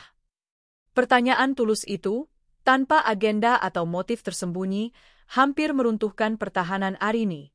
Untuk sesaat, ia ingin menceritakan semuanya. Tapi ia menahannya. Hanya minggu yang panjang di kantor. Kamu tahu, dunia korporat. Reza mengangguk mengerti, meskipun ia tampak tidak sepenuhnya percaya. Aku turut prihatin. Oh ya, ini? Ia menyodorkan kartu namanya. Nomorku masih sama, seandainya kamu butuh teman ngobrol atau sekadar minum kopi untuk mengenang masa lalu. Jangan sungkan. Arini menerima kartu nama itu. Terima kasih, Reza. Tentu, kapan-kapan kita harus reuni. Setelah obrolan singkat itu, mereka berpisah. Arini membayar air mineralnya dan kembali ke mobil. Di dalam keheningan mobil, ia menatap kartu nama di tangannya. Reza Gunawan. Sebuah nama dari dunia sebelum Bagas. Sebuah pengingat bahwa ia pernah memiliki identitas lain, kehidupan lain, yang tidak berputar di sekitar suaminya. Pertemuan tak terduga itu seperti jendela kecil yang terbuka di dalam ruang pengap penderitaannya, mengalirkan sedikit udara segar. Itu adalah pengingat bahwa dunia di luar sana masih terus berputar. Ada orang-orang dari masa lalunya yang masih mengingatnya sebagai Arini, bukan sebagai Nyonya Bagas Pratama. Arini kembali ke rumahnya yang besar dan kosong. Anehnya, rumah itu tidak lagi terasa semenakutkan tadi. Pertemuan dengan Reza tidak secara ajaib menyelesaikan masalahnya, tapi itu memberinya sesuatu yang lain, harapan. Harapan bahwa ada kehidupan setelah badai ini reda. Ia meletakkan kartu nama itu di nakas samping tempat tidurnya. Malam ini, tujuannya bergeser. Ini bukan lagi hanya tentang menghancurkan Bagas dan Rania. Ini tentang membangun kembali dirinya sendiri. Ini bukan lagi perang untuk membalas dendam, melainkan perang untuk kemerdekaannya. Arini mematikan lampu, dan untuk pertama kalinya dalam 48 jam terakhir, ia merasa bisa tidur. Bukan tidur yang nyenyak, tapi setidaknya, sebuah peristirahatan sebelum pertempuran esok hari. Kantor firma hukum Santoso Arekan adalah antitesis dari rumah Arini yang hangat dan personal. Dindingnya berwarna abu-abu dingin, perabotannya minimalis dan fungsional, dan udaranya beraroma kertas dan ambisi. Ini adalah sebuah tempat di mana emosi diterjemahkan menjadi pasal-pasal, dan patah hati diubah menjadi tuntutan hukum. Pagi itu, Arini duduk di ruang rapat berpanel kayu gelap, di hadapannya terbentang sebuah dokumen yang terasa lebih berat dari tumpukan laporan keuangan manapun. Gugatan cerai. Di bagian atas, namanya tertera sebagai penggugat, Arini Wijaya. Di bawahnya, nama tergugat, Bagas Pratama. Setiap huruf terasa seperti ukiran di atas batu nisan pernikahan mereka. Pak Budi duduk di seberangnya, wajahnya tenang namun matanya menunjukkan simpati yang dalam. Bacalah sekali lagi, Arini. Pastikan semua detailnya sesuai dengan yang kita diskusikan. Setelah kamu tanda tangani, tidak ada jalan untuk kembali. Arini menarik napas panjang, memaksa matanya untuk memindai baris demi baris kalimat hukum yang kaku itu. Di sana, tertulis dengan jelas alasan gugatan, adanya pihak ketiga yang mengakibatkan lahirnya seorang anak di luar nikah yang sah. Ada juga lampiran bukti-bukti awal, salinan laporan medis yang entah bagaimana berhasil didapatkan oleh tim Pak Budi yang mengkonfirmasi kehamilan Rania, dan cetakan berwarna dari bukti pemesanan Villa Honeymoon di Maladewa. Setiap lembar bukti terasa seperti sayatan baru di lukanya. Ini adalah momen surreal. Mengakhiri 7 tahun kebersamaan, tawa, dan mimpi di atas selembar kertas bermaterai. Sebagian dari dirinya berteriak, memprotes finalitas dari tindakan ini. Bagian itu adalah Arini yang lama, Arini yang naif, yang masih percaya pada dongeng. Tapi Arini yang baru, Arini yang ditempa oleh api pengkhianatan, tahu bahwa ini adalah satu-satunya jalan. Sudah sesuai, Pak, kata Arini, suaranya terdengar serak. Ia mengambil pulpen yang disodorkan oleh Pak Budi. Ujung pulpen itu terasa sedingin es di jemarinya. Saat ia hendak membubuhkan tanda tangannya, setetes air mata jatuh dari pelupuk matanya, mendarat tepat di samping kolom tanda tangan. Sebuah tetesan kecil yang menandai sebuah akhir. Ia cepat-cepat menyekanya, lalu dengan gerakan tegas, ia menandatangani dokumen itu. Namanya tergores dengan tinta hitam, tegas dan tak terbantahkan. Selesai sudah. Pak Budi mengangguk lega. Bagus, Arini. Tim saya akan mendaftarkannya di pengadilan hari ini juga. Setelah terdaftar, jurusita akan mengirimkan surat panggilan resmi atau relaas ke alamat tergugat. Mengingat dia tidak lagi tinggal di Menteng, panggilan akan dikirim ke alamat sesuai KTP-nya, yaitu rumah orang tuanya di Bintaro. Kapan sidang pertama akan dimulai? Biasanya beberapa minggu setelah panggilan diterima. Sidang pertama adalah mediasi. Tapi dalam kasus seperti ini, di mana bukti perzinahan sangat kuat dan tidak dapat disangkal, mediasi seringkali hanya formalitas. Dia tidak punya posisi tawar sama sekali, terutama untuk urusan harta. Kita pegang semua kartunya. Pak Budi kemudian memberikan pembaruan lainnya. Tim audit terus bekerja. Mereka menemukan pola yang menarik. Ada beberapa vendor pemasok alat tulis kantor dan souvenir perusahaan yang baru terdaftar dalam 2 tahun terakhir. Pembayarannya selalu lancar dan nilainya cukup besar. Tapi setelah diperiksa, perusahaan-perusahaan itu ternyata fiktif. Alamatnya palsu, nomor teleponnya tidak terdaftar. Uangnya menguap begitu saja. Totalnya hampir mencapai 2 miliar rupiah. Arini memejamkan matanya. 2 miliar. Uang hasil kerja kerasnya, uang perusahaannya, digunakan untuk mendanai kehidupan ganda suaminya. Terus gali, Pak. Saya mau setiap rupiah yang dia curi terungkap. Pasti, Nak. Janji Pak Budi. Amunisi kita untuk laporan pidana semakin banyak setiap harinya. Di Bintaro, suasana rumah keluarga Pratama semakin hari semakin mirip dengan neraka. Bagas mondar-mandir di ruang tamu yang sempit, merasa seperti harimau yang terperangkap dalam kandang tikus. Ponselnya kini sepi. Para kolega yang tadinya menjilat, kini menghindarinya. Ia terisolasi, tak punya kuasa, dan yang terparah, tak punya uang. Tabungan pribadinya tidak seberapa, karena selama ini ia hidup dari fasilitas dan gaji tak terbatas dari Arini. Rania, di sisi lain, menghabiskan hari-harinya dengan mual di pagi hari dan serangan panik di sisa harinya. Ia mencoba menghubungi beberapa temannya, tapi berita pemecatannya sepertinya sudah menyebar. Tidak ada yang mau berurusan dengannya. Ia dan Bagas kini seperti penderita kusta yang dijauhi semua orang. Pertengkaran menjadi menu harian mereka. Cinta yang dulu mereka agung-agungkan di kamar hotel mewah dan villa tepi pantai, kini memudar di tengah kepulan asap rokok Bagas dan bau minyak kayu putih yang dioleskan Rania untuk meredakan mualnya. Seharusnya kamu lebih pintar, Mas. Seharusnya kamu punya rencana cadangan, seru Rania di sela isak tangisnya suatu sore. Rencana cadangan? Balas Bagas sinis. Rencanaku adalah Arini akan menangis dan memaafkanku seperti biasa. Aku tidak tahu dia bisa berubah menjadi iblis seperti ini. Mungkin ini semua salahmu. Kau yang terus mendesakku untuk mengaku. Aku hanya ingin kepastian untuk anak kita. Anak, jangan sebut soal anak itu terus. Pertengkaran mereka terhenti oleh suara ketukan keras di pintu depan. Bukan ketukan ramah seorang tamu. Ini ketukan resmi yang tegas. Bapak Bagas yang membukakan pintu. Di sana berdiri seorang pria berseragam safari, memperkenalkan diri sebagai jurusita dari pengadilan agama. Seluruh dunia Bagas seolah runtuh saat ia menerima amplop coklat besar itu. Di depan mata ayah dan ibunya, di bawah tatapan ingin tahu tetangga yang mengintip dari balik gorden, ia menerima surat panggilan sidang cerai. Sebuah stempel merah besar dari pengadilan tertera di sana. Ini adalah penanda aib yang tak terhapuskan. Ibunya, Lastri, langsung histeris. Ya Allah, anakku digugat cerai. Mau ditaruh di mana muka keluarga kita? Ratapnya sambil memukul-mukul dada. Bagas membaca surat itu dengan tangan gemetar. Di sana tertera namanya sebagai tergugat. Ia dipanggil untuk hadir di sidang mediasi 3 minggu lagi. Membaca tuduhan perzinahan yang dilampirkan dengan bukti-bukti konkret membuatnya merasa telanjang. Arini tidak hanya menceraikannya, ia mempermalukannya secara hukum. Rania mengintip dari balik bahu Bagas, matanya membelalak ngeri.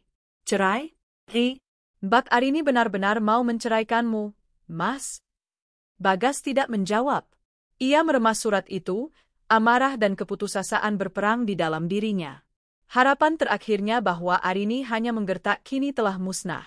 Wanita itu benar-benar akan menghapusnya dari kehidupannya, selembar demi selembar, secara legal dan tanpa ampun.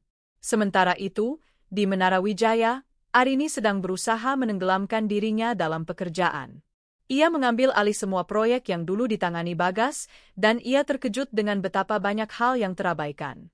Laporan-laporan yang tidak lengkap, proposal yang terbengkalai. Jelas sekali bahwa selama ini fokus Bagas bukan pada pekerjaan. Saat sedang memeriksa arsip digital di server untuk mencari data proyek lama, tangannya tanpa sengaja mengklik sebuah folder tersembunyi. Namanya, Visi Kita. Dengan ragu, ia membukanya. Isinya adalah file-file dari awal pernikahan mereka, saat Bagas baru bergabung dengan perusahaan. Ada presentasi PowerPoint yang mereka buat bersama hingga larut malam, berisi rencana ekspansi bisnis yang ambisius. Ada foto-foto dari kunjungan pabrik pertama mereka, wajah mereka kotor tapi penuh tawa dan semangat. Ada sebuah video singkat yang direkam Bagas dengan ponselnya, di mana Arini sedang menjelaskan sebuah ide cemerlang, dan Bagas berkata dari balik kamera, "Lihatlah istriku. Calon ratu bisnis Indonesia. Aku pria paling beruntung di dunia." Sebuah hantaman emosional yang tak terduga menghantam dada Arini. Ia lupa akan versi Bagas yang ini.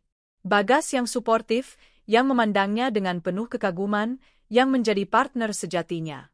Di manakah pria itu? Kapan pria itu mati dan digantikan oleh monster serakah yang berselingkuh? Kenangan itu tidak membuatnya luluh. Justru sebaliknya, itu membuatnya semakin marah. Pengkhianatan Bagas terasa semakin dalam karena pria itu tidak hanya menghancurkan masa kini mereka, tapi juga meracuni masa lalu mereka, mengubah kenangan indah menjadi kebohongan yang menyakitkan. Arini menutup folder itu dengan kasar. Napasnya memburu. Dinding kantor yang tadinya terasa seperti benteng, kini terasa menyesakkan. Ia butuh keluar.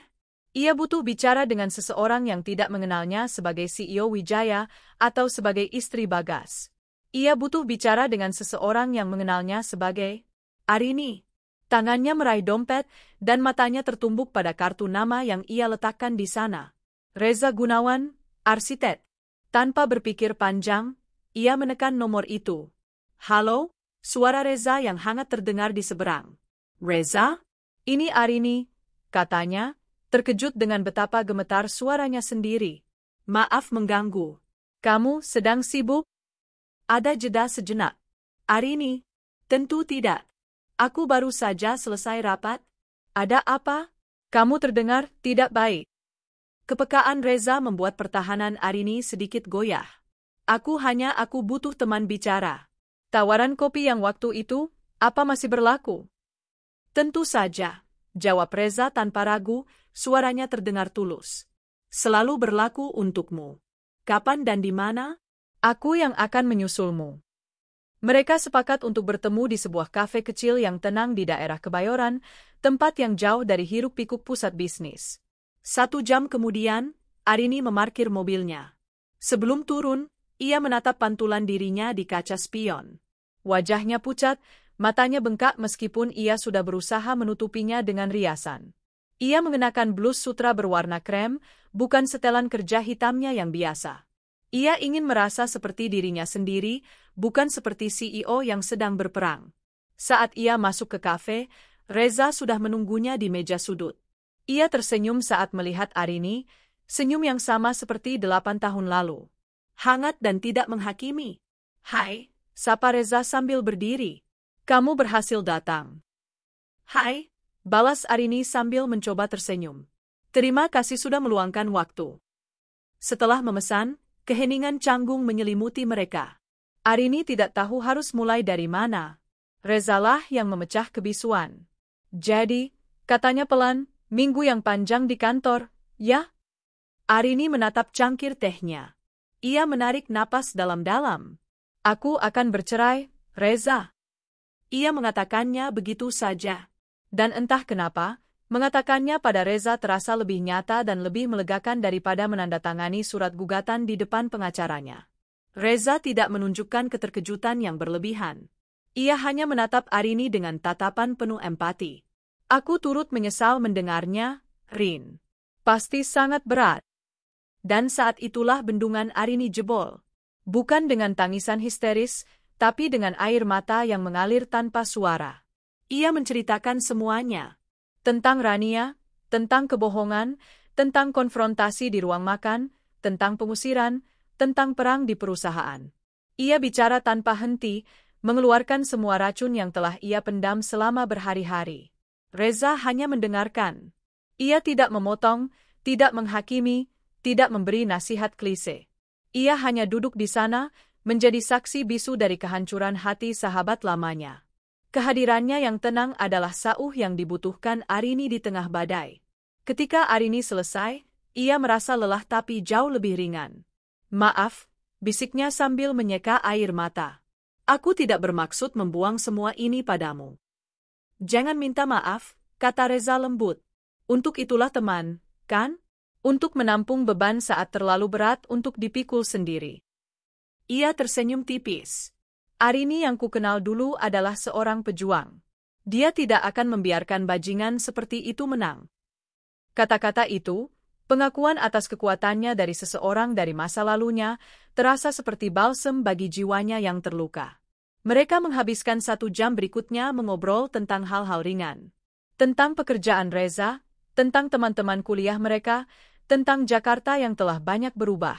Untuk sesaat, Arini lupa akan statusnya sebagai CEO yang berperang atau istri yang dikhianati. Ia kembali menjadi Arini, gadis cerdas dan penuh semangat yang dulu sering berdebat dengan Reza tentang desain bangunan. Saat mereka berpisah di depan kafe, Arini merasa ada sesuatu yang berubah di dalam dirinya. Kekosongan di hatinya masih ada, tapi kini ada setitik cahaya di sana. Pertemuan ini adalah pengingat bahwa hidupnya tidak berakhir dengan hancurnya pernikahannya. Dalam perjalanan pulang, ia tidak lagi memikirkan Bagas atau Rania. Ia memikirkan tentang masa depan. Mungkin ia akan mengambil kembali hobi melukisnya. Mungkin ia akan melakukan perjalanan sendirian. Mungkin ia akan mulai membuka hatinya untuk persahabatan yang tulus. Perang masih jauh dari kata usai. Masih akan ada sidang, konfrontasi, dan air mata. Tapi malam itu, untuk pertama kalinya, Arini merasa ia tidak hanya berjuang untuk membalas dendam. Ia berjuang untuk dirinya sendiri. Ia berjuang untuk menemukan kembali Arini Wijaya yang telah lama hilang. Dan itu adalah perjuangan yang jauh lebih berharga.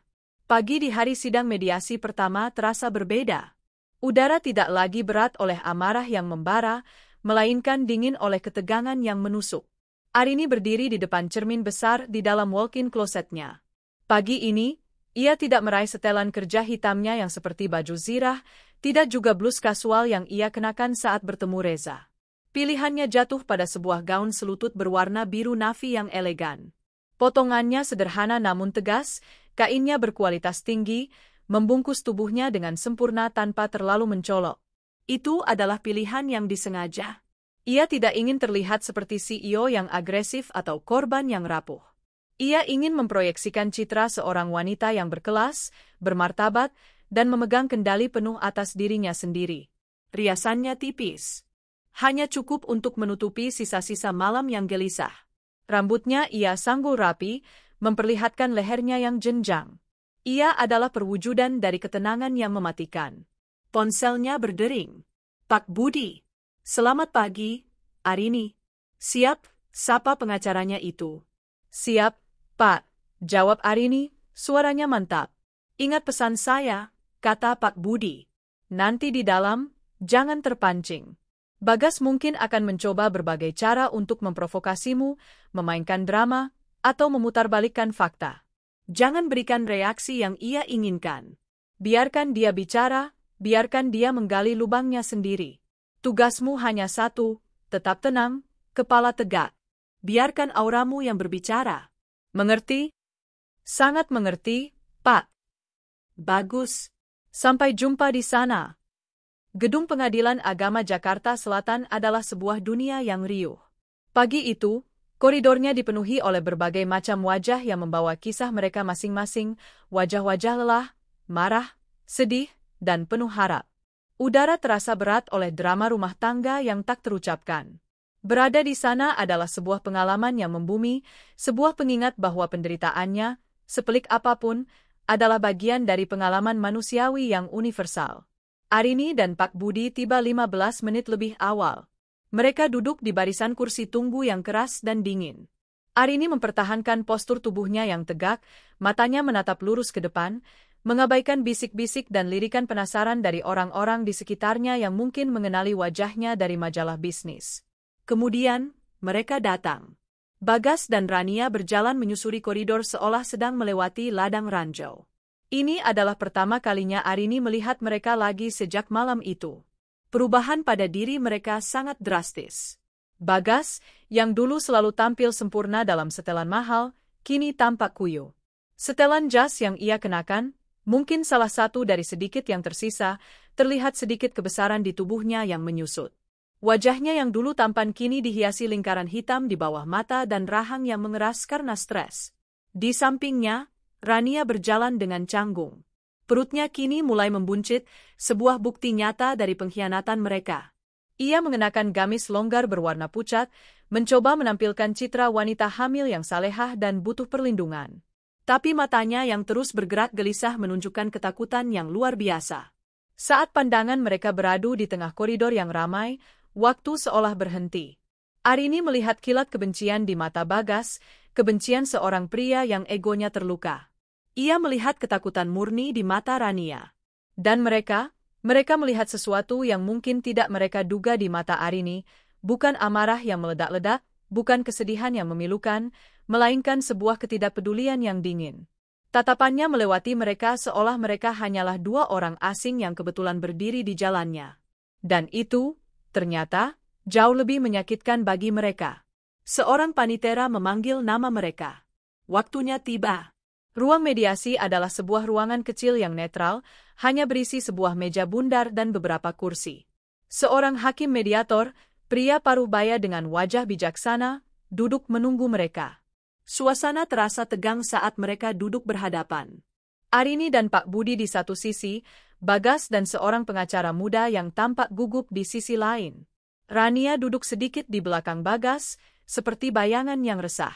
Sang mediator memulai dengan prosedur standar, suaranya tenang dan menenangkan. Baik, Bapak Bagas, Ibu Arini, tujuan mediasi ini adalah untuk mencari jalan tengah.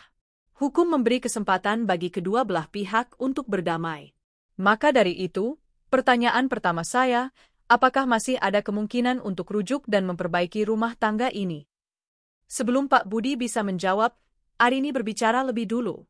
Suaranya jernih dan tegas, memenuhi ruangan kecil itu. Dengan segala hormat, Yang Mulia. Tidak ada. Keputusan saya sudah final dan tidak dapat diganggu-gugat. Sang mediator mengangguk, lalu menoleh pada Bagas. Bagaimana dengan Bapak Bagas? Disinilah pertunjukan dimulai. Bagas mencondongkan tubuhnya ke depan, memasang ekspresi paling menyesal yang bisa ia kerahkan. Yang Mulia, katanya dengan suara bergetar. Saya mengaku saya hilaf. Saya telah melakukan kesalahan terbesar dalam hidup saya. Tapi di lubuk hati saya masih sangat mencintai istri saya, Arini. Pernikahan 7 tahun bukanlah waktu yang singkat. Saya mohon, berikan saya satu kesempatan lagi untuk memperbaiki semuanya. Saya rasa istri saya mengambil keputusan ini saat sedang emosi. Dia terlalu gegabah. Arini tetap diam, wajahnya tanpa ekspresi, persis seperti yang diinstruksikan Pak Budi. Pak Budi berdeham pelan. Dengan hormat, Yang Mulia. Klien saya adalah seorang CEO yang setiap hari mengambil keputusan bernilai miliaran rupiah. Kata, gegabah, tidak ada dalam kamusnya. Keputusan ini diambil bukan karena emosi, melainkan berdasarkan fakta dan bukti yang sangat solid. Pak Budi melanjutkan dengan tenang. Kehilafan yang dimaksud oleh tergugat telah menghasilkan buah, Yang Mulia. Seorang anak yang kini sedang dikandung oleh wanita yang juga hadir di ruangan ini. Ia melirik sekilas ke arah Rania, yang langsung menundukkan kepalanya dalam-dalam. Wajah hakim mediator langsung berubah serius. Ia menatap perut Rania, lalu kembali menatap Bagas. Upaya rekonsiliasi jelas mustahil. Baik, jika rujuk tidak memungkinkan, kita beralih ke pokok permasalahan. Hak asuh anak tidak ada, namun bagaimana dengan pembagian harta bersama? Pengacara muda Bagas, yang sedari tadi diam, akhirnya membuka suara.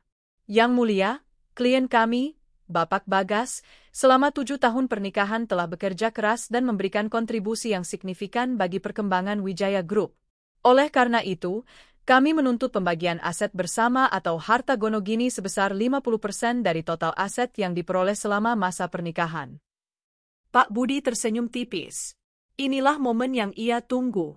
Yang Mulia, dengan senang hati kami akan membantah klaim tersebut di pengadilan. Kami memiliki bukti bahwa Wijaya Group adalah perusahaan warisan yang kepemilikan saham mayoritasnya sudah dipegang oleh klien saya jauh sebelum pernikahan. Adapun perkembangan perusahaan, dananya berasal dari aset pribadi klien saya, bukan dari kontribusi tergugat. Ia berhenti sejenak, lalu menjatuhkan bomnya. Faktanya, Yang Mulia, hasil audit awal kami justru menunjukkan indikasi kuat bahwa tergugat, alih-alih memberikan kontribusi, malah telah secara aktif merugikan keuangan perusahaan. Tapi tentu saja, itu adalah masalah yang akan kami proses di ranah hukum yang berbeda. Ancaman itu, meskipun disampaikan dengan halus, terdengar seperti ledakan granat di dalam ruangan. Wajah Bagas menjadi pucat pasi. Pengacaranya tampak kehilangan kata-kata. Mereka tahu apa artinya ranah hukum yang berbeda. Artinya adalah pidana, penjara. Mediasi itu berakhir dengan cepat setelah itu. Sang hakim mediator menyatakan bahwa mediasi telah gagal dan kasus akan dilanjutkan ke persidangan. Saat mereka keluar dari ruangan, Bagas mencoba mencegat Arini. "Rin, tunggu. Kita perlu bicara." Arini berjalan melewatinya tanpa menoleh sedikit pun, seolah pria itu tidak ada. Pak Budi menahan Bagas dengan tubuhnya. "Semua komunikasi selanjutnya, silakan melalui pengacara saya," katanya tegas, sebelum menyusul Arini. Di sebuah warung makan sederhana di dekat pengadilan, Bagas melampiaskan amarahnya. "Sialan! Dia mengancamku. Dia benar-benar akan memenjarakanku." Pengacaranya hanya bisa menghela napas. "Pak, posisi kita sangat lemah. Bukti mereka terlalu kuat. Ancaman tadi itu sangat serius. Jika mereka punya bukti penggelapan, Anda bisa dalam masalah besar." Rania, yang sedari tadi diam ketakutan, akhirnya angkat bicara. Suaranya bergetar karena putus asa. "Mas, kita tidak bisa kalah seperti ini. Kalau kamu tidak dapat apa-apa, bagaimana dengan nasibku dan anak ini? Lalu aku harus bagaimana?" bentak Bagas. Mata Rania berkilat dengan ide licik yang lahir dari keputusasaan. "Mas, satu-satunya hal yang mungkin masih bisa kita gunakan adalah opini publik. Nama baik keluarga Wijaya. Mbak Arini sangat peduli soal itu." "Maksudmu?" "Kita bicara pada wartawan, Mas," bisik Rania. "Kita ceritakan kisah dari sisi kita.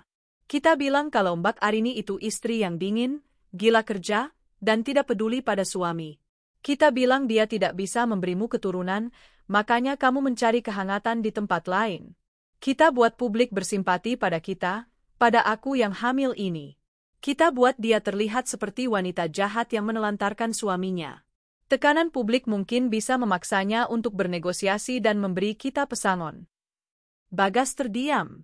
Awalnya, ide itu terasa menjijikkan. Menyerang Arini secara pribadi di depan umum.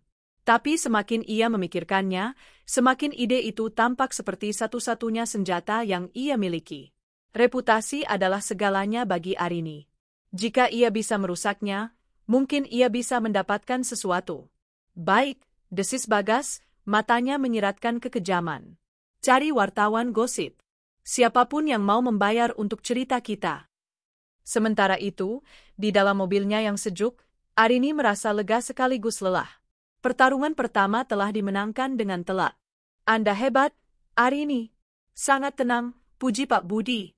"Saya hanya melakukan apa yang harus saya lakukan," jawab Arini pelan. Saat mobil mereka melaju meninggalkan area pengadilan, ponsel Arini bergetar. Sebuah notifikasi berita dari salah satu portal media online terbesar muncul di layarnya. Jantungnya berhenti berdetak saat membaca judulnya. Eksklusif. Skandal di puncak Wijaya Group, direktur tergugat buka suara. "Saya terpaksa mencari kebahagiaan lain karena istri gila kerja dan tak bisa memberi keturunan." Di bawah judul itu, terpampang foto Bagas yang sedang merangkul Rania yang menangis dengan latar belakang gedung pengadilan. Tangan Arini terkepal erat hingga buku-buku jarinya memutih. Wajahnya yang tadi tenang kini mengeras seperti batu pualam. Ia baru saja memenangkan pertempuran di pengadilan, tapi ia tidak menyadari bahwa lawannya telah membuka front pertempuran baru yang jauh lebih kotor dan licik. Perang reputasi.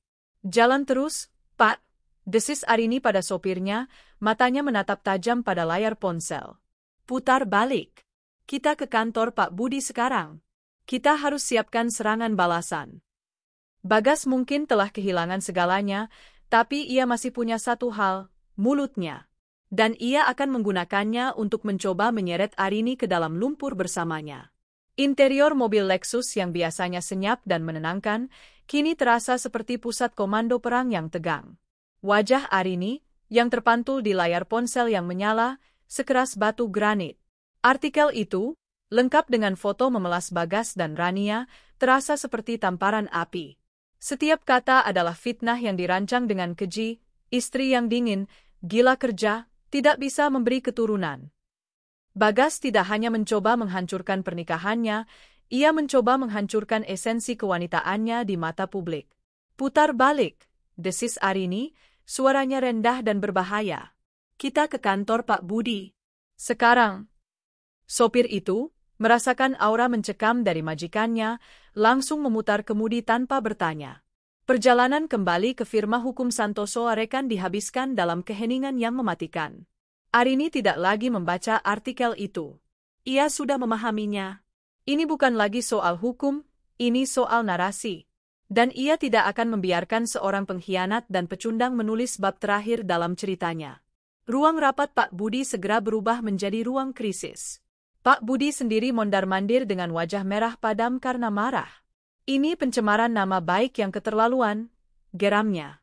Dasar tidak tahu malu. Setelah semua yang kamu berikan, dia berani memutarbalikkan fakta seperti ini? Kita bisa tuntut dia lagi, Arini. Pasal berlapis. Arini menggeleng pelan, matanya masih terpaku pada satu titik di dinding. Tuntutan hukum butuh waktu, Pak. Kerusakan ini terjadi sekarang, detik ini juga. Opini publik dibentuk dalam hitungan jam. Kita tidak bisa hanya menunggu. Saat itulah pintu terbuka. Seorang wanita berusia akhir 40-an masuk dengan langkah cepat dan percaya diri. Ia mengenakan blus sutra berwarna zamrud dan celana palazzo hitam, rambutnya dipotong bob asimetris yang tajam. Auranya memancarkan kecerdasan dan ketenangan. Dia adalah Ratna Juwita, konsultan manajemen krisis terbaik di Jakarta, yang langsung dihubungi oleh Pak Budi dalam perjalanan tadi. Selamat sore, Bu Arini, Pak Budi, sapa Ratna, suaranya tenang dan terkendali. Ia meletakkan tabletnya di atas meja, menampilkan artikel yang sama. Saya sudah membacanya. Serangan yang klasik. Memainkan peran korban, menggunakan isu personal yang sensitif. Sangat picisan, tapi sayangnya, terkadang efektif jika tidak dilawan dengan cerdas. Lalu apa yang harus kita lakukan? Tanya Arini, menatap langsung ke mata Ratna. Yang jelas, bukan dengan mengeluarkan bantahan melalui siaran pers yang kaku, jawab Ratna. Dan kita juga tidak akan menyerang balik dengan cara yang sama. Ada pepatah lama, jangan pernah bergulat dengan babi. Kalian berdua akan sama-sama kotor, dan babi menyukainya. Bagas ingin menyeret Anda ke levelnya. Kita tidak akan memberinya kepuasan itu. Jadi kita diam saja?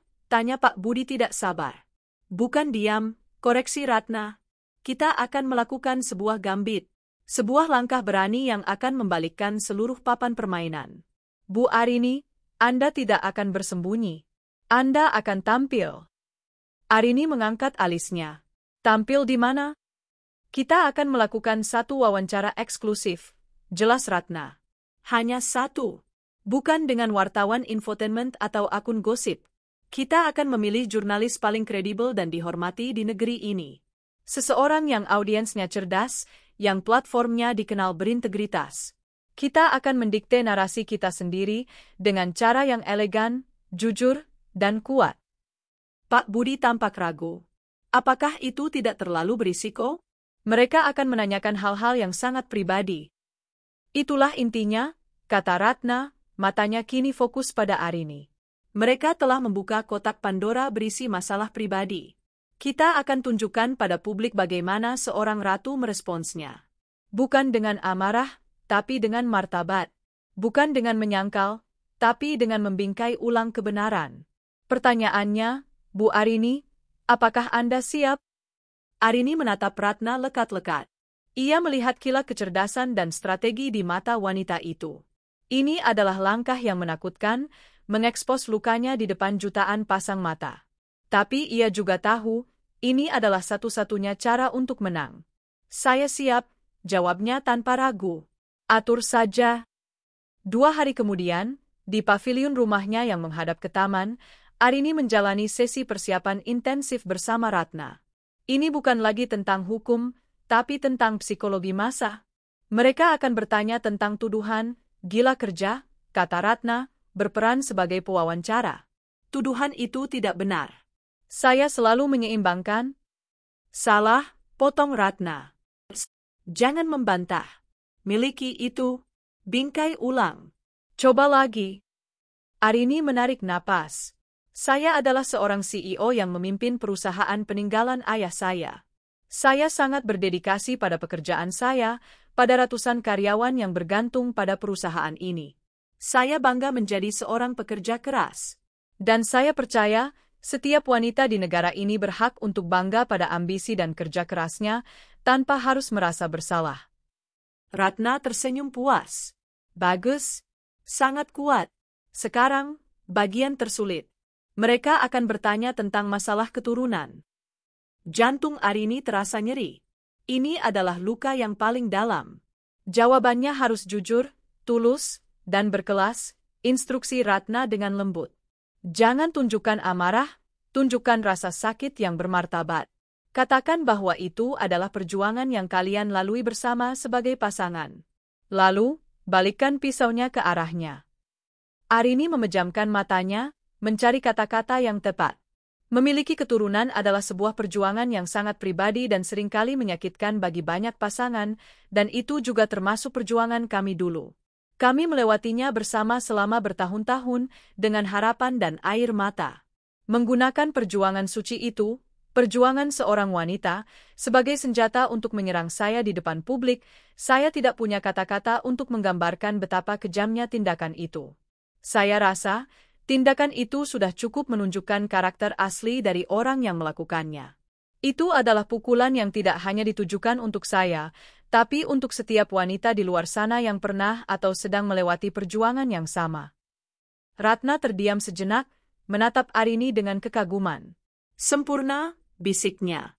Tidak ada seorang pun di negeri ini yang akan berpihak padanya setelah mendengar itu. Malam wawancara itu tiba. Studio terasa dingin, diterangi oleh puluhan lampu sorot yang panas. Arini duduk berhadapan dengan Dian Paramita, seorang pembawa acara bincang-bincang yang dikenal cerdas dan tajam, Oprah Winfrey-nya Indonesia. Arini mengenakan blus putih bersih yang melambangkan kebenaran, dan rok berwarna kelabu yang melambangkan ketenangan. Saat kamera menyala, rasa gugupnya menguap, digantikan oleh fokus yang tajam. Dian Paramita tidak berbasa-basi. Ia langsung menanyakan pertanyaan-pertanyaan sulit, mengutip langsung dari artikel fitnah itu. Dan Arini menjawab, persis seperti yang telah ia latih. Ia tidak pernah meninggikan suaranya. Ia menanggapi tuduhan, gila kerja, dengan pidato singkat yang membangkitkan semangat tentang pemberdayaan perempuan. Ia menceritakan pengkhianatan yang ia alami, baik secara personal maupun profesional, menyinggung soal perjalanan, dinas, ke Maladewa yang dibiayai perusahaan, dengan nada yang lebih terdengar kecewa daripada marah. Lalu tibalah momen puncaknya. Pertanyaan tentang masalah keturunan. Arini terdiam sejenak, matanya berkaca-kaca, tapi ia tidak membiarkan air matanya jatuh. Dengan suara yang sedikit bergetar namun tetap terkendali, ia menyampaikan kalimat yang telah ia siapkan bersama Ratna.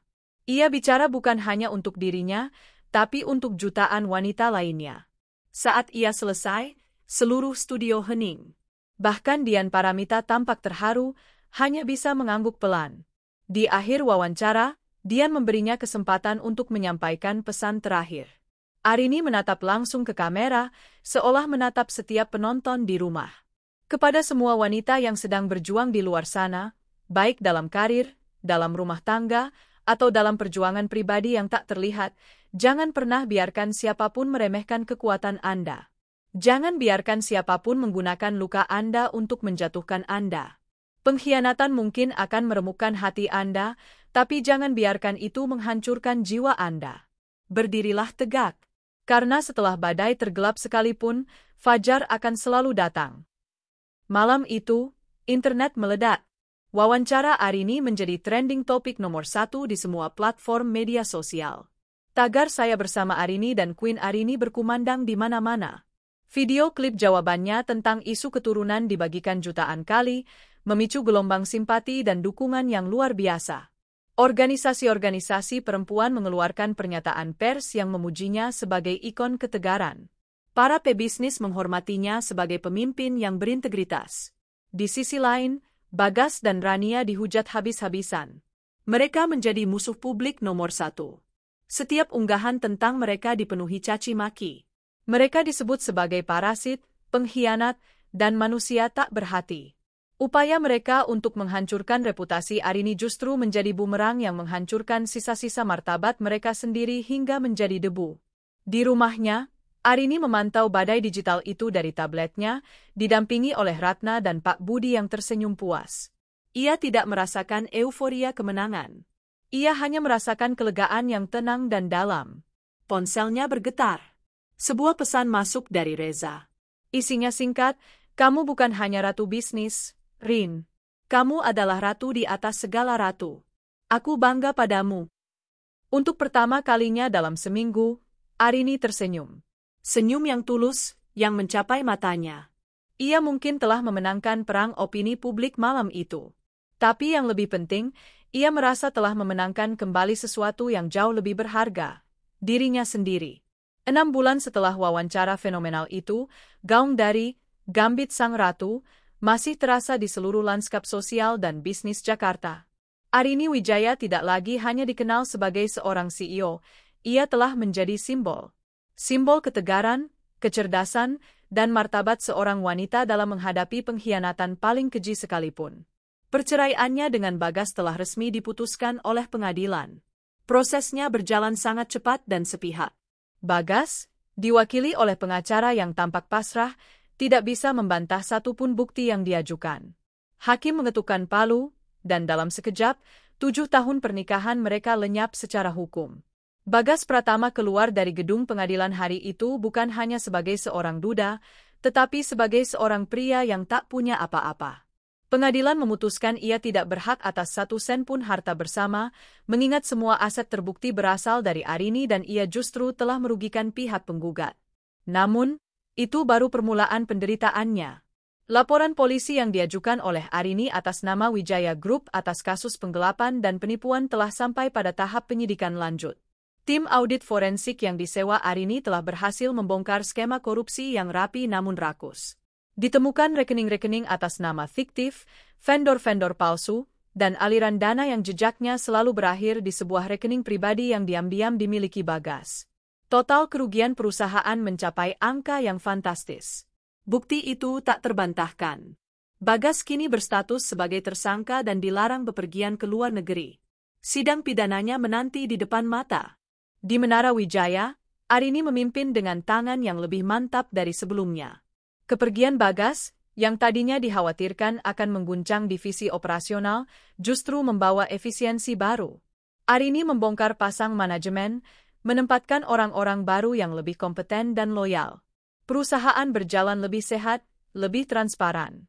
Para karyawan, terutama para wanita, memandangnya dengan kekaguman dan rasa hormat yang luar biasa. Ia bukan lagi sekadar atasan, ia adalah inspirasi. Kehidupan pribadinya mulai menemukan ritme yang baru. Rumahnya yang dulu terasa seperti istana kosong, kini mulai terisi kembali dengan energi positif. Ia sering mengundang teman-teman lamanya makan malam. Ia merenovasi total kamar utama mereka, mengubahnya menjadi perpustakaan pribadi dan ruang kerja yang tenang. Ia tidak lari dari kenangan, ia menimpanya dengan kenangan baru yang lebih baik. Hubungannya dengan Reza Gunawan semakin dalam. Mereka bertemu setidaknya sekali seminggu. Terkadang untuk makan malam di restoran yang tenang, terkadang hanya untuk minum kopi dan membicarakan hal-hal sepele, terkadang berjalan-jalan tanpa tujuan di taman kota. Reza adalah antitesis dari Bagas. Ia tidak pernah mencoba menasihati Arini tentang bisnisnya, ia justru pendengar yang baik. Ia tidak terintimidasi oleh kekayaan atau kekuasaan Arini, ia justru mengagumi kecerdasan dan ketangguhannya. Ia tidak pernah menuntut, hanya memberi telinga, memberi tawa, memberi perspektif. Itu adalah persahabatan yang menyembuhkan, sebuah fondasi kokoh yang dibangun di atas runtuhan masa lalunya, meskipun tak satu pun dari mereka yang berani memberinya label lebih dari itu. Sementara itu, di sebuah rumah kontrakan sempit di pinggiran kota, neraka bagi Bagas dan Rania baru saja dimulai. Mereka terpaksa pindah dari rumah orang tua Bagas setelah ayahnya jatuh sakit karena stres dan malu. Bagas, tanpa pekerjaan dan dengan rekening dibekukan, tidak bisa berbuat apa-apa. Rania telah melahirkan seorang bayi laki-laki. Anak yang tadinya ia harapkan akan menjadi tiketnya menuju kehidupan mewah, kini menjadi pengingat abadi dari bencana yang ia ciptakan. Cinta di antara Rania dan Bagas telah menguap sepenuhnya, digantikan oleh pertengkaran sengit setiap hari. Mereka bertengkar tentang uang susu, tentang popok, tentang biaya sewa rumah yang menunggak, tentang masa depan yang gelap gulita. Bagas menghabiskan hari-harinya merokok di teras, dihantui oleh bayangan sidang pidana dan tatapan dingin Arini di ruang pengadilan. Ia telah mencoba menghubungi semua teman-teman lamanya, tapi tak satu pun yang mau mengangkat teleponnya. Ia adalah paria, pria yang citranya telah hancur lebur di mata publik. Rania, di sisi lain, terperangkap dalam siklus mengurus bayi, mencuci, dan menangisi nasibnya. Ia sering menatap putranya dan bertanya-tanya, untuk apa semua ini? Ia mengkhianati sepupunya yang telah mengangkatnya dari lumpur, hanya untuk kembali tercebur ke dalam lumpur yang lebih dalam dan pekat. Sesekali, saat malam hari, ia membuka ponselnya dan melihat foto-foto kehidupan glamor Arini di media sosial. Setiap foto terasa seperti tusukan belati di hatinya yang penuh iri dan penyesalan, bukan penyesalan atas perbuatannya, tapi penyesalan atas apa yang telah ia hilangkan. 2 tahun membawa banyak perubahan. Palu hakim di pengadilan negeri telah menetapkan nasib Bagas Pratama. Dengan bukti-bukti yang tak terbantahkan dari tim audit, ia divonis bersalah atas kasus penggelapan dalam jabatan dan dijatuhi hukuman 5 tahun penjara. Dunia Bagas yang gemerlap berakhir di balik jeruji besi yang dingin. Di dalam selnya yang sempit, ia akhirnya punya banyak waktu untuk merenung. Keangkuhan dan keserakahannya telah luntur, digantikan oleh penyesalan yang pahit dan terlambat. Ia seringkali mengingat senyum tulus Arini, tawa mereka di awal pernikahan, dan semua kesempatan yang telah ia sia-siakan. Ia kehilangan segalanya bukan saat Arini mengusirnya, tapi saat ia pertama kali memutuskan untuk mengkhianati wanita itu. Arini Wijaya, di sisi lain, berada di puncak dunianya. Di bawah kepemimpinannya, Wijaya Group berhasil melakukan ekspansi ke pasar Asia Tenggara. Ia sering tampil sebagai pembicara di forum-forum bisnis internasional, diakui sebagai salah satu pemimpin wanita paling berpengaruh di kawasan itu. Namun, pencapaian terbesarnya bukanlah dalam bisnis. Terinspirasi dari pengalamannya sendiri, ia mendirikan Yayasan Fajar Wijaya. Sebuah organisasi nirlaba yang didedikasikan untuk membantu para wanita korban kekerasan dalam rumah tangga dan para ibu tunggal yang berjuang secara ekonomi. Yayasan itu menyediakan bantuan hukum, pelatihan keterampilan, dan dukungan psikologis. Arini tidak hanya mendanainya, ia terlibat secara aktif, seringkali berbagi kisahnya untuk memberi kekuatan pada wanita lain. Ia telah mengubah lukanya yang paling dalam menjadi sumber kekuatan bagi ribuan orang. Hubungannya dengan Reza telah mekar menjadi sebuah cinta yang matang dan tenang. Setahun yang lalu, di sebuah pantai pribadi di Lombok saat matahari terbenam, Reza melamarnya. Bukan dengan cincin berlian raksasa, tapi dengan sebuah cincin sederhana yang ia desain sendiri, yang melambangkan awal yang baru. "Aku tidak ingin menjadi rajamu, Rin," kata Reza saat itu. "Aku hanya ingin menjadi partner terbaikmu, dalam suka dan duka, dalam rapat dewan direksi maupun saat memilih warna cat dinding. Aku hanya ingin berjalan di sampingmu, bukan di depan atau di belakangmu." Arini menangis saat menerima lamaran itu. Itu adalah semua yang tidak pernah ia dapatkan dari Bagas, sebuah janji kesetaraan, rasa hormat, dan cinta yang tulus. Rania berjuang keras untuk bertahan hidup. Setelah Bagas dipenjara, ia benar-benar sendirian. Ia bekerja sebagai pelayan di sebuah warung makan, mendapatkan upah yang pas-pasan untuk membayar sewa kamar kos dan menghidupi putranya, Bintang. Kehidupan terasa sangat berat. Ia harus menitipkan Bintang pada tetangganya saat bekerja. Ia seringkali hanya makan sekali sehari agar putranya bisa minum susu. Tidak ada lagi tas bermerek, tidak ada lagi makan malam mewah. Hanya ada kerja keras dan kelelahan. Ia telah belajar pelajarannya dengan cara yang paling keras.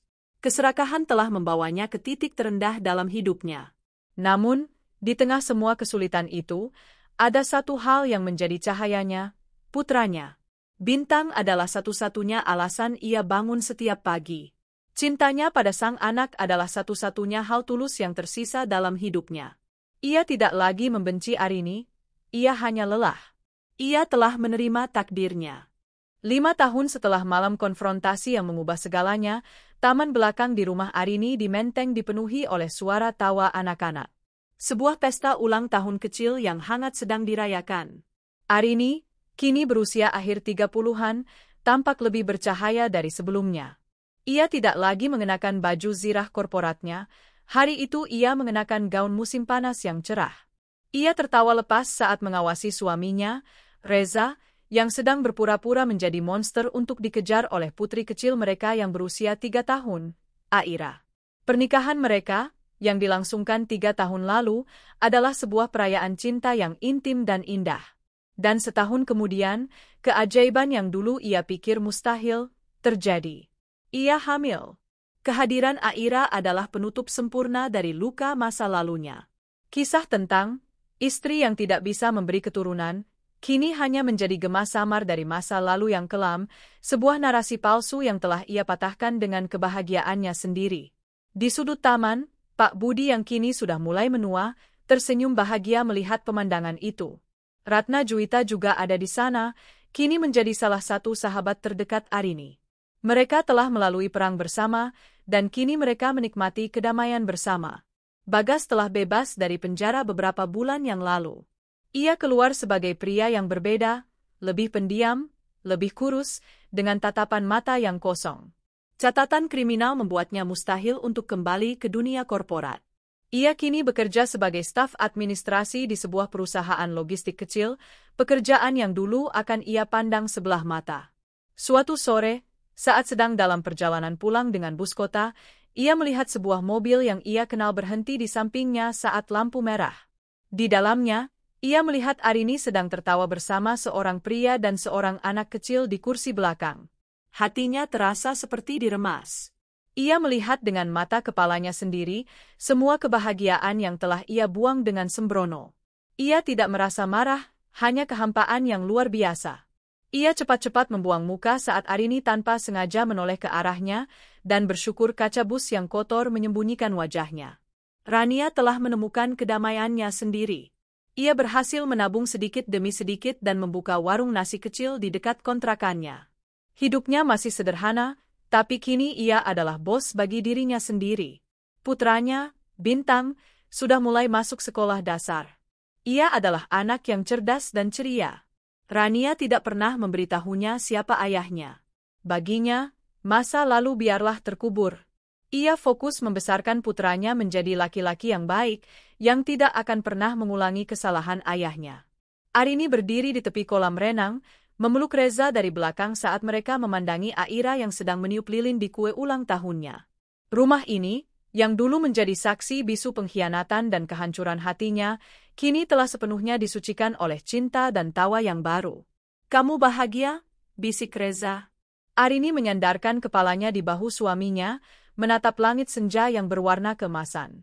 Ia memikirkan kembali perjalanan panjang yang telah ia lalui.